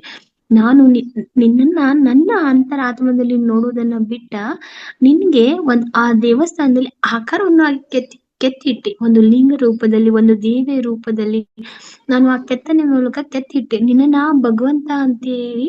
ಅಲ್ಲಿ ನಾನು ನಿನ್ನ ಪೂಜಿಸಿದೆ, ಅದನ್ನ ನಾನೇನ್ ತಪ್ಪು ಮಾಡಿದೆ ಭಗವಂತ? ಅಥವಾ ನಿನ್ನ ಸ್ತುತಿಯ ಮೂಲಕ ನಿನ್ನ ಅನಿರ್ವಚನೀಯ ತತ್ವವನ್ನು ತೋರೀಕರಿಸಿದೆ. ಅಂದ್ರೆ ನಾನು ನಿನ್ನ ಧ್ಯಾನ ಮಾಡುವುದನ್ನ ಬಿಟ್ಟು ಬರೀ ಪ್ರಪಂಚಕ್ಕೆ ಆಡಂಬರ ಮಾತುಗಳನ್ನ ಆಡ್ಕೋತಾ ಹೋದೆ. ಭಗವಂತನಿಗೆ ಈ ರೀತಿ ಬಂದೆ, ನೀವು ಕಾಶಿಗೆ ಹೋಗಿ ಇದನ್ ಮಾಡ್ಬೇಕು, ಇಲ್ಲೇ ಬರ್ಬೇಕು ಅನ್ನುವಂತ ತತ್ವ ನಾನು ಸಾರಿದೆ, ಅದನ್ನ ನನ್ನ ಕ್ಷಮಿಸು. ಹಾಗೆ ತೀರ್ಥಯಾತ್ರೆಗಳಿಗೂ ತೀರ್ಥಯಾತ್ರೆ ಹುಡುಕು ನಿನ್ನ ನಿರಾಕರಿಸಿದೆ. ನೋಡಿ ಮಾಸ್ಟರ್ಸ್, ನಾನ್ ಹಾಗೆ ಹೇಳ್ದಂಗೆ ಕೇದಾರ್ನಾಥಕ್ಕೆ ಹೋದ್ರೆ ಮಾತ್ರ ಭಗವಂತ ಸಿಗ್ತಾನೆ, ಕಾಶಿಗೆ ಹೋದ್ರೆ ಮಾತ್ರ ಭಗವಂತ ಸಿಗ್ತಾನೆ, ಅಯೋಧ್ಯೆಗೆ ಹೋದ್ರೆ ಮಾತ್ರ ಭಗವಂತ ಸಿಗ್ತಾನೆ. ಸೊ ಎಲ್ಲೂ ಭಗವಂತನಿಲ್ಲ, ನೀನು ನನ್ನೊಳಗೆ ಇದೇನು ಅಂತ ಯಾವಾಗ ನಮಗ್ ತತ್ವದ ಅರಿವು ಆಗ್ತಾ ಬರ್ತಿದ್ವೋ ಅವಾಗ್ಲೇ ನಾವೆಲ್ಲರೂ ಶುದ್ಧಿ ಆಗ್ತಾ ಹೋಗ್ತೀವಿ. ಸೊ ಅದಕ್ಕೆ ಹೇ ಜಗದ್ಗುರು, ನಾನು ಮಾಡಿದ ಈ 3 ತಪ್ಪುಗಳನ್ನು ಮನ್ನಿಸು ಅಂತ ನೋಡಿ ಎಷ್ಟು ಅದ್ಭುತವಾಗಿ ಆ ಹೇಳಿದಾರೆ ಅಂತ ಹೇಳಿ ಮಾಸ್ಟರ್ಸ್. Sound ಕೇಳವಾದ್ರಿ masters? ಕಡಿಮೆ ಇದೆ ಮೇಡಮ್ ವಾಲ್ಯೂಮ್. ಕಡಿಮೆ ಇದೆ ಮೇಡಮ್ ವಾಲ್ಯೂಮ್. ಸ್ವಲ್ಪ ಜೋರಾಗಿ ಹೇಳಿದ್ರು. ಅದು ಮ್ಯಾಮ್ ಸ್ವಲ್ಪ ಹುಷಾರಿಲ್ಲ, ಹಾಗಾಗಿ ಧ್ವನಿ ಅದೇ ವಾಯ್ಸ್ ಸ್ವಲ್ಪ ಮೈಕ್ರೋಫೋನ್ ಹತ್ರ ಮಾತಾಡಿ ನೋಡಿ ಮ್ಯಾಮ್, ತುಂಬಾ ಲೋ ಇದೆ. ಓಕೆ, ಮತ್ತೊಮ್ಮೆ ಹೇಳ ಮ್ಯಾಮ್. ಆಗಲೇ ಸೆಂಟೆನ್ಸ್ ಏನಾದ್ರು ತಿಳಿಲ್ಲ ಅಂದ್ರೆ ಮತ್ತೊಮ್ಮೆ ಹೇಳೇನ್ ಬೇಕಾದ್ರೆ? ಲಾಸ್ಟ್ ಇದು ಓಕೆ. ಓಕೆ. ಹೇ ಭಗವಂತ, ಜ್ಞಾನದ ಮೂಲಕ ನಿರಾಕಾರನಾದ ನಿನಗೆ ಆಕಾರವನ್ನು ಕಲ್ಪಿಸಿದೆ. ಅಂದ್ರೆ ನಾವು ಎಷ್ಟೋ ತಪ್ಪುಗಳನ್ನ ಹೆಂಗ್ ಮಾಡಿದೀವಿ ಅಂದ್ರೆ ಭಗವಂತನ ದೇವಸ್ಥಾನಗಳನ್ನ ಇಟ್ಟಿದ್ವಿ, ಕೆತ್ತನೆ ಮುಖಾಂತರ ಅವನ್ನ ಕೆತ್ತಿಸಿ ಎಲ್ರಿಗೂ ಅಲ್ಲೇ ಬಂದ್ ನೋಡಿ ಭಗವಂತನನ್ನು ಅಂತ ತಪ್ಪುಗಳನ್ನ ನಾವು ಮಾಡಿದೀವಿ ಭಗವಂತ.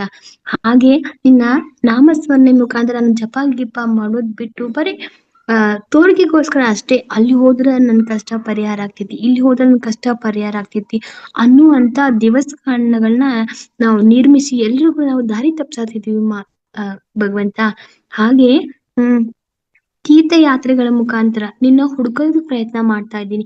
ಕಾಶಿಗೆ ಹೋದ್ರೆ ಮಾತ್ರ ನೀನು ಸಿಗ್ತೀಯಾ, ಅಯೋಧ್ಯಕ್ಕೆ ಹೋದ್ರೆ ಮಾತ್ರ ನೀನ್ ಸಿಗ್ತೀಯಾ, ಕೇದಾರ್ನಾಥಕ್ಕೆ ಹೋದ್ರೆ ಮಾತ್ರ ನೀನ್ ಸಿಗ್ತೀಯಾ ಅನ್ನುವಂತ ತೀರ್ಥಯಾತ್ರೆಗಳ ಮುಖಾಂತರ ನಿನ್ನನ್ನ ಅಲ್ಲಿ ನೋಡಕ್ ಹೋಗ್ತಾ ಇದೀವಿ. ಸೊ ಅದಕ್ಕೆ ನಾವ್ ಯಾರು ಈ ತಪ್ಪುಗಳನ್ನ ಮಾಡಬಾರ್ದು ಅಂತ ಹೇಳಿ ಈ ತಪ್ಪು ನಾನ್ ಮಾಡಿದೀನಿ. ಅದಕ್ಕೆ ಹೇ ಜಗದ್ಗುರು, ನಾನು ಮಾಡಿದ ಈ 3 ತಪ್ಪುಗಳನ್ನು ಮನ್ನಿಸು. ಅಂದ್ರೆ ಇನ್ಯಾವತ್ತು ನಾನು ಈ ತರ ತಪ್ಪು ಮಾಡೋದಿಲ್ಲ. ನಿನ್ನನ್ನ ಕೇವಲ ಗುಡಿಯಲ್ಲಿಟ್ಟು ಅಲಂಕಾರವಾಗಿ ಮಾಡಿ ನಿನ್ನ ನೋಡುವಂತದ್ ಬೇಡ, ನನ್ನ ಹೃದಯದ ಅಂತರಾಳದಲ್ಲಿ ನಾನು ನಿನ್ನನ್ನ ಅಲಂಕಾರ ಮಾಡ್ಕೋತೀನಿ, ಅಲ್ಲಿ ನಾನು ನಿನ್ನ ನೆನೆಸ್ಕೋತೀನಿ, ನಿನ್ನನ್ನ ಸ್ತುತಿಯ ಮುಖಾಂತರ ನಾನು ನೆನಿತೀನಿ. ಆಮೇಲೆ ನಿನ್ನನ್ನ ಅಲ್ಲಿ ನೋಡಕ್ ಹೋಗುದಿಲ್ಲ, ನಿನ್ನನ್ನು ಹುಡ್ಕೋಕೆ ನನ್ನನ್ನ ಕಣ್ಣು ಮುಚ್ಚಿ ನನ್ನ ಅಂತರಾಳದಿಂದ ನಾನು ನಿನ್ನನ್ನು ಹುಡ್ಕೋಕ್ ಬರ್ತೀನಿ. ಸೊ ಅದಕ್ಕೆ ಮೇಲೆ ಮಾಡಿರುವಂತ 3 ತಪ್ಪುಗಳನ್ನ ಈಗ ಕ್ಷಮಿಸ್ಬಿಡು ಅಂತ ಹೇಳಿ ಹೇಳಿದಾರೆ ನೋಡಿ ಮಾಸ್ಟರ್ಸ್. ನನ್ನ ಗುರುಗಳು ಎಷ್ಟು ಅದ್ಭುತವಾಗಿ ಹೇಳಿದ್ದಾರೆ. ಎಲ್ಲ ರೀತಿಯ ಉಪಾಸನೆಯನ್ನು ಮಾಡುವುದು, ಎಲ್ಲ ನಾಮರೂಪ ಪ್ರತೀಕಗಳ ಹಿಂದೆ ಇವುಗಳನ್ನೆಲ್ಲ ಮೀರಿದ ಪರಮ ಜ್ಯೋತಿಯೊಂದಿದೆ ಎಂಬ ಪರಮಭೂತ ಕಲ್ಪನೆಯೊಂದಿಗೆ ಆಧ್ಯಾತ್ಮಿಕ ಜೀವನ ಒಂದು ಸುಖದ ಸೋಪಾನವಿದ್ದಂತೆ. ನೋಡಿ ಮಾಸ್ಟರ್ಸ್, ಇವನ್ನ ಎಷ್ಟೇ ಉಪಾಸನೆಗಳನ್ನ ಮಾಡಿದ್ರು ಅಥವಾ ಎಷ್ಟೇ ಏನೇ ಮಾಡಿದ್ರು ಇವೆಲ್ಲಗಳ ಹಿಂದೆ ಒಂದು ಮೀರಿದ ಒಂದು ಜ್ಯೋತಿ ಇದೆ ನೋಡಿ. ಎಷ್ಟೋ ಸರಿ ಅಂತ ಉಪವಾಸ ಮಾಡ್ರೆ ಭಗವಂತ ಸಿಗ್ತಾನು, ಆ ರೀತಿ ಅಲ್ಲ. ಈ ದೇಹವನ್ನ ದಂಡಿಸಕ್ಕೋಸ್ಕರ ಉಪವಾಸನ ಕೈಗೋತೀವಿ. ಯಾಕೆಂದ್ರೆ ಡೈಲಿ ಇದಕ್ಕೆ ಆಹಾರ ಹಾಕಿ ಈ ಜೀರ್ಣಕ್ರಿಯೆಗೆ ತೊಂದರೆ ಕೊಡೋದ್ರ ಬಿಟ್ಟು ಈ ಉಪವಾಸದಲ್ಲೂ ಕೂಡ ನಾನೆಲ್ಲ ನೆನಿಬೇಕು. ಈ ದೇಹಕ್ಕೆ ಎಲ್ಲ ಸೌಕರ್ಯಗಳನ್ನ ಹಾಕಿ ಈ ದೇಹವನ್ನ ಸಿರಿವಂತನಾಗಿ ಮಾಡಿಬಿಟ್ಟಿದ್ದೀನಿ. ಆ ರೀತಿ ತಪ್ಪಾಗ್ಬಾರ್ದು. ಸೊ ಅದಕ್ಕೋಸ್ಕರ ಇದನ್ನು ಸಣ್ಣ ಸಣ್ಣ ಪುಟ್ಟ ಕೆಲಸಗಳು ಭಗವಂತ ನಾನು ಅದೇನು ಅಂತಂದ್ರೆ ಉಪವಾಸ ಮಾಡಿದಾಗೂ ಕೂಡ ನಾನು ನಿನ್ನನ್ನೇ ನೆನೆಸ್ಬೇಕು, ಅಥವಾ ನನ್ನ ನಾಮರೂಪ ಆ ಜಪದಿಂದ ನಾನು ಹೋಗ್ಬೇಕು. ಇವೆಲ್ಲದರ ಹಿಂದೆ ಯಾಕೆ ಅಂತಂದ್ರೆ ಈ ಪರಮ ಜ್ಯೋತಿಯೊಂದಿಗೆ ನಾವೇನು ಕಲ್ಪನೆ ಇಟ್ಕೊಂಡಿರ್ತೀವಲ್ಲ ಅದಕ್ಕೆ ನಾವು ದಾಸರ ಆಗ್ಬಾರ್ದು. ಇವೆಲ್ಲ ಮಾಡೋದರಿಂದ ನಿನ್ನನ್ನು ಕಾಣುತ್ತೇನೆ ಅಂತ ಭಾವ ನನ್ನೊಳಗೆ ಬರ್ಬೇಕು. ಅದಕ್ಕೋಸ್ಕರ ಇದೆಲ್ಲವನ್ನು ನಾನು ಮಾಡ್ತಾ ಇದ್ದೀನಿ ಅಥವಾ ತತ್ವ ಇರ್ಬೇಕು ಅನ್ನೋದಂತ ಹೇಳಿ ಮಾಸ್ಟರ್ಸ್. ಆಧ್ಯಾತ್ಮಿಕ ಜೀವನ ಒಂದು ಸುಖದ ಸೋಪಾನವಿದ್ದಂತೆ, ಆದರೆ ನಾವೆಲ್ಲರೂ ಒಟ್ಟಿಗೆ ಸುಖದ ಸೋಪಾನದಲ್ಲಿದ್ದೇವೆ ನೋಡಿ ಮಾಸ್ಟರ್ಸ್. ಯಾರು ಒಂದೊಂದು ರೀತಿಯಲ್ಲಿ ಮಾಡ್ತಾರೆ. ಒಬ್ರು ಉಪವಾಸ ಮಾಡೋದ್ರ ಮೂಲಕ ಭಗವಂತನ ಆರಾಧನೆ ಮಾಡ್ತಾರೆ, ಒಬ್ಬರು ನಾಮ ಜಪದ ಮೂಲಕ ಆರಾಧನೆ ಮಾಡ್ತಾರೆ. ಅವು ಯಾವ ಕೆಟ್ಟದಲ್ಲ ಮಾಸ್ಟರ್ಸ್. ಅವು ಯಾವ ರೀತಿ ಅಂದ್ರೆ ಆ ಪರಮ ಜ್ಯೋತಿನ ನೋಡೋದಕ್ಕೋಸ್ಕರ ಮಾಡುವಂತ ಹಠಯೋಗಗಳು ಮಾಸ್ಟರ್ಸ್ ಅವೆಲ್ಲ. ಸೊ ಅದಕ್ಕೆ ಆ ಸುಖವನ್ನ ನಾವು ಮುಟ್ಟಬೇಕು ಅಂದ್ರೆ, ಯಾಕಂದ್ರೆ ಭಗವಂತ ಆಲ್ರೆಡಿ ನಮ್ಮನ್ನ ಆ ಸುಖದಲ್ಲಿ ಇಟ್ಟಿದ್ದಾನೆ. ಸೊ ಆ ಸುಖ ನಾವು ಮುಟ್ಟಬೇಕು ಅಂದ್ರೆ ಇವು ಒಂದ್ ರೀತಿ ಅದಕ್ಕೆ ದಾರಿಗಳು ಅಂತ ಹೇಳಿ ಮಾಸ್ಟರ್ಸ್. ಆ ಮಹಡಿಗೆ ಮೆಟ್ಟಿಲು ಹತ್ತುವುದು ಹೇಗೆ ಎಂಬುದಕ್ಕೆ ಹೆಚ್ಚು ಒತ್ತು ನೀಡಬೇಕು. ನೋಡಿ ಮಾಸ್ಟರ್ಸ್, ಇವೆಲ್ಲವನ್ನು ಹೇಳ್ಕೊಟ್ಟಿದ್ದಾನೆ ಭಗವಂತ ಅಂತಂದ್ರೆ ನಾವು ಯಾವ ರೀತಿ ಒಂದೊಂದೇ ಮೆಟ್ಲ ಯಾವ ರೀತಿ ಹತ್ತು ಹೋಗ್ಬೇಕು ಅನ್ನೋದನ್ನ ಎಲ್ಲವೂ ನಮ್ಗೆ ಹೇಳ್ಕೊಡ್ತಾ ಹೋಗ್ತಿದ್ದಾರೆ ಮಾಸ್ಟರ್ಸ್. ಸೊ ಅದಕ್ಕೆ ನಾವು ಬಹಳ ಎಚ್ಚೆತ್ಕೊಳ್ಬೇಕು. ಒಂದೊಂದು ಮೆಟ್ಲನ್ನು ಅಷ್ಟೇ ಇಂಪಾರ್ಟೆಂಟ್ ಮಾಸ್ಟರ್ಸ್. ಇವತ್ತಿನ ಧ್ಯಾನ ಇಷ್ಟೊತ್ತಾಗಿದೆ ಅಂದ್ರೆ ನಾಳಿನ ದಿನ ಇಷ್ಟೊತ್ತಾದ್ರೆ ಮಾತ್ರ ನಾನು 2ನೇ ಮೆಟ್ಲು ಹತ್ತೋದಕ್ಕೆ ಸಾಧ್ಯ. ಅಥವಾ ಇಲ್ಲಿ ಬಿಡಪ್ಪ ಅವರೆಲ್ಲ ಹತ್ತಿ ಹೋಗೋರು, ನಾವು ಮಾತ್ರ ಒಂದೇ ಮೆಟ್ಲಾಗಿದ್ರೆ ಅದು ನಮ್ಮ ಜೀವನಕ್ಕೆ ನಾವೇ ನಮ್ಮ ಜೀವನಕ್ಕೆ ತುಚಿ ಮಾಡ್ಕೊಂಡಂಗತ್ತೆ ಮಾಸ್ಟರ್ಸ್. ಸೊ ಹಾಗಾಗ್ಬಾರ್ದು. ಎಲ್ಲರ ಜೊತೆ ಒಡಗೂಡಿ ನಾವು ಮೆಟ್ಲ ಹತ್ತೋದಕ್ಕೆ ಪ್ರಯತ್ನ ಪಡ್ಬೇಕು. ಹಾಗೂ ಅದು ಕಾಲು ಸತ ಅಂದ್ರೆ ಅದು ನಾವು ನಮ್ಗೆ ಮಾಡ್ಕೊಂಡಂತ ದ್ರೋಹ ಮಾಸ್ಟರ್ಸ್. ನಮ್ಮ ಕಾಳಜಿ ಹಾಗೂ ಶಿಸ್ತು ಆಧ್ಯಾತ್ಮದ ಮೆಟ್ಟಿಲು ನಿರ್ಧರಿಸುತ್ತದೆ. ನೋಡಿ ಮಾಸ್ಟರ್ಸ್, ನಾವು ಎಷ್ಟು ಕಾಳಜಿ ವಹಿಸ್ತಾ ಇದೀವಿ, ಎಷ್ಟು ನಾವು ಶಿಸ್ತನ್ನ ನಾವು ಆಧ್ಯಾತ್ಮದಲ್ಲಿ ಹಾಕೊಂಡೆ ಅನ್ನುವಂತ ಮಾರ್ಗ ಯಾವ ರೀತಿ ಅಂದ್ರೆ ನಾವು ಎಷ್ಟು ಮೆಟ್ಲ ಹತ್ತಿದೆ ಅನ್ನೋದು ಅದೇ ನಿರ್ಧಾರ ಮಾಡುತ್ತೇವೆ. ನೋಡಿ ಮಾಸ್ಟರ್ಸ್, ಎಷ್ಟು ಅದ್ಭುತವಾದ ಒಂದು ಈ ಲಾಯನ್ನ ಹೇಳಿದ್ದಾರೆ ಮಾಸ್ಟರ್ಸ್. ನಮ್ಮ ಕಾಳಜಿ ಹಾಗೂ ಶಿಸ್ತು ಆಧ್ಯಾತ್ಮ ಮೆಟ್ಟಿಲು ಅದು ನಿರ್ಧಾರ ಮಾಡುತ್ತದೆ ಅಂತ ಹೇಳಿ ಮಾಸ್ಟರ್ಸ್. ಕೆಲವರು ಪುಸ್ತಕ ಓದಿ ಆಧ್ಯಾತ್ಮ ಸಾಧನೆ ಮಾಡಿ ಬಿಡುತ್ತೇನೆ ಅಂದ್ರೆ ಅದು ಸುಳ್ಳು. ಈಗ ಹೇಳೋದಾಗೆ ದೇಶ ಸುತ್ತಿ ನೋಡು, ಕೋಶ ಓದಿ ನೋಡು ಅನ್ನುವಂತ ಒಂದ್ ಮಾತಿದೆ ಮಾಸ್ಟರ್ಸ್. ನಾನು ಇಲ್ಲೇ ಪುಸ್ತಕ ಕೂತು ಓದ್ನಿ ಅಂದ್ರೆ ನಾನು ದೇಶ ಸುತ್ತಿ ಬರಕ್ ಆಗೋದಿಲ್ಲ ಮಾಸ್ಟರ್ಸ್. ಪುಸ್ತಕನೂ ಓದ್ಬೇಕು, ದೇಶನೂ ಸುತ್ತಿ ಬರ್ಬೇಕು. ಯಾಕಂದ್ರೆ ಪುಸ್ತಕದಲ್ಲಿ ಏನಿದೆ ಅನ್ನೋ ನೋಡ್ಬೇಕಾದ್ರೆ ನಾವು ದೇಶ ಸುತ್ತಿ ಬರಕ್ ಬೇಡ್ವಾ ಅಲ್ವಾ ಮಾಸ್ಟರ್ಸ್? ಅದೇ ರೀತಿ ಒಂದೇ ದಿನ ಧ್ಯಾನ ಮಾಡಿದ್ರೆ ಅದು ಪರಿಪೂರ್ಣ ಆಗೋದಿಲ್ಲ ಮಾಸ್ಟರ್ಸ್. ಅದಕ್ಕೆ ಧ್ಯಾನ ಸಾಧನೆಯನ್ನು ಮಾಡಬೇಕು, ಅದರ ಅಂತರಾತ್ಮಗಳಿಗೂ ನಾವು ಇಳಿಬೇಕು, ಭಗವಂತನ ನೋಡಿ ಬರ್ತಿನ ಹಠನ ನಾವು ಇಟ್ಕೋಬೇಕು ಅಂತ ಹೇಳಿ ಮಾಸ್ಟರ್ಸ್. ಎಲ್ಲಿವರೆಗೂ ನಾವು ಧ್ಯಾನ ಮಾಡುತ್ತೇವೋ ಏಕದಲ್ಲಿ ಒಂದುಗೂಡುವುದು ಆ ಸ್ಥಿತಿ ತಲುಪುವುದಕ್ಕೆ 100 ವರ್ಷಗಳೇ ಬೇಕು. ನೋಡಿ ಮಾಸ್ಟರ್ಸ್, ಇವತ್ತು 1 ತಾಸು ಮಾಡಿ ಇನ್ನೊಂದು 15 ದಿವಸ ಬ್ಯಾಡಪ್ಪ ಅನ್ನೋ ಹಾಗಿಲ್ಲ ಮಾಸ್ಟರ್ಸ್. ಧ್ಯಾನ ನಿರಂತರವಾಗಿರ್ಬೇಕು, ಒಡಗೂಡ್ಬೇಕು, ಆ ಸ್ಥಿತಿ ನಾವು ತಲುಪಬೇಕು, ಆ ಏಕಾಂತದ ಭಾವ ನಾವು ಅನುಭವಿಸ್ಬೇಕು, ಕಣ್ಣು ಮುಚ್ಚಿ ಆ ಭಗವಂತನಲ್ಲಿ ನಾವು ಮಾಡ್ಕೋಬೇಕು ಮಾಸ್ಟರ್ಸ್. ಸೊ ಅದಕ್ಕೆ ಎಷ್ಟೋ 100 ವರ್ಷಗಳೇ ಬೇಕು ಅಂತ ಹೇಳಿ ಮಾಸ್ಟರ್ಸ್. ಸೊ ಅದಕ್ಕೆ ನಮ್ಮ ಧ್ಯಾನ ಪ್ರಯತ್ನ ಇನ್ನು ಜಾಸ್ತಿ ಆಗ್ಬೇಕು ಅಂತ ಹೇಳಿ ಮಾಸ್ಟರ್ಸ್. ಆದ್ರೆ ಅದರ ಪ್ರಯತ್ನ ಮಾತ್ರ ಈಗಿನಿಂದಲೇ ಶುರು ಮಾಡಿದ್ರೆ ನಮ್ಮ ಶ್ರಮ ಖಂಡಿತವಾಗ್ಲೂ ನಮ್ಮ ಕೈ ಹಿಡಿತದೆ. ನೋಡಿ ಮಾಸ್ಟರ್ಸ್, ಇವಾಗ ನಾವು ಆ ಶ್ರಮನ ಸ್ಟಾರ್ಟ್ ಮಾಡಿದ್ರೆ ಅದ್ ನಮ್ಮ ಖಂಡಿತವಾಗ್ಲೂ ಕೈ ಹಿಡಿತದೆ ಅಂತ ಹೇಳಿ ಮಾಸ್ಟರ್ಸ್. ನಾವು ಧ್ಯಾನಿಸುವ ರೂಪಗಳ ಹಿಂದೆ ಪೂರ್ಣ ಸತ್ಯವೂ ಒಂದಾಗಿರಬೇಕು. ಭಕ್ತಿ ಮಾರ್ಗದಲ್ಲಿ ಸಾಧಕನು ಇಷ್ಟ ದೇವತೆಯಲ್ಲಿ ಮನಸ್ಸನ್ನು ಭಾವನೆಯನ್ನು ಕೇಂದ್ರೀಕರಿಸಬೇಕು. ಬಹುಮಂದಿ ಸಾಧಕರಿಗೆ ಧ್ಯಾನ ಮಾಡಲು ದಿವ್ಯ ರೂಪದ ಸಾಧನವೂ ಬೇಕು. ನೋಡಿ ಮಾಸ್ಟರ್ಸ್, ಒಬ್ಬೊಬ್ಬರು ಒಂದೊಂದು ಭಗವಂತನ ಆರಿಸ್ಕೊಂಡಿರ್ತಾರೆ, ಅದು ತಪ್ಪಂತಲ್ಲ. ಎಲ್ಲ ಆಕಾರಗಳಿಗೆ ಒಂದೇ ಆಕಾರ ಅಂದ್ರೆ ಪರಮಾತ್ಮ ಮಾಸ್ಟರ್ಸ್. ಅವ್ರವ್ರ ಭಕ್ತಿ, ಅವ್ರವ್ರ ಮಾರ್ಗ, ಅದು ಅವ್ರವ್ರಿಗೆ ಬಿಟ್ಟಿದ್ದು. ಯಾವ ಮಾರ್ಗ ಮುಖಾಂತರ ಹೋದ್ರು ನಾವು ಭಗವಂತನ ತಲುಪೋದು ಮಾತ್ರ ಖಂಡಿತ ಅಂತ ಹೇಳಿ. ಸೊ ಅದಕ್ಕೆ ಈಗ ನೋಡ್ರಿ, ಪಕ್ಕದ ಮನೆಯವರು ಆ ಭಗವಂತ ನಂಬಿದಾರ, ಅದಕ್ಕ ಬೇಕ್ ಚೊಲಗದಾರಂತೆ ನಾವು ಆ ಭಗವಂತನ ಹಿಡ್ಕೊಂಡು ಹೋಗ್ಬಾರ್ದು. ನಮ್ಮ ಮಂತರಾದಲ್ಲಿ ಯಾವ ಭಗವಂತನಿಗೆ ನಾವು ನೆಲೆ ಕೊಟ್ಟಿದೀವೋ ಅವನೇ ನಾವು ಶಾಶ್ವತವಾಗಿ ಹಿಡಿಬೇಕು ಅಂತ ಹೇಳಿ. ಲೇಟ್ ಆದ್ರೂ ಪರವಾಗಿಲ್ಲ, ಆದ್ರೆ ಇಂದಿಲ್ಲ ನಾಳೆ ಆ ಗೋಲ್ ನಾವ್ ಯಾವಾಗ್ಲೂ ರೀಚ್ ಮಾಡ್ತೀವಿ ಮಾಸ್ಟರ್ಸ್. ಅದಕ್ಕೆ ಆ ಗೋಲ್ ಹತ್ಬೇಕು ಅಂತ ಪಟ ಹತ್ತಿ ಹೋದ್ರೆ ಅದು ಯಶಸ್ಸನ್ನ ಕೊಡುದಿಲ್ಲ ಮಾಸ್ಟರ್ಸ್. ತಾತ್ಪೂರ್ತಿಕಷ್ಟೇ ಅದು ನಮಗೆ ಯಶಸ್ಸನ್ನ ತಂದು ಕೊಟ್ರು ಪೂರ್ತಿ ಯಶಸ್ಸು ಕೊಡುದಿಲ್ಲ. ಸೊ ನಿಧಾನವಾಗ್ಲಿ, ಆಮೆ ಮತ್ತು ನಿಮಗೆ ಮುಳುಗ್ ಕತೆ ಗೊತ್ತೇ ಇದೆ. ಸೊ ನಿಧಾನವಾಗಿ ಹೋದ್ರು ನಾವು ಗೋಲ್ ರೀಚ್ ಮಾಡ್ತೀವಿ ಅಂತೇಳಿ. ಸೊ ಅದಕ್ಕೆ ಆಮೆ ತರ ನಾವು ಪರವಾಗಿಲ್ಲ, ಆದ್ರೆ ನಾವು ಗೋಲ್ನ ಮಾತ್ರ ರೀಚ್ ಮಾಡೋಣ ಮಾಸ್ಟರ್ಸ್. ಸೊ ಇವತ್ತು ಟೈಮ್ ಆಯ್ತು. ಸೊ ಮುಂದಿನ ಭಾಗ ಮತ್ತೆ ನಾನು ಹೇಳ್ತೀನಿ ಮಾಸ್ಟರ್ಸ್. ಸೊ ಮತ್ತೆ ಮುಂದುವರಿಸ್ತೀನಿ. Thank you ma'am. Thank you masters.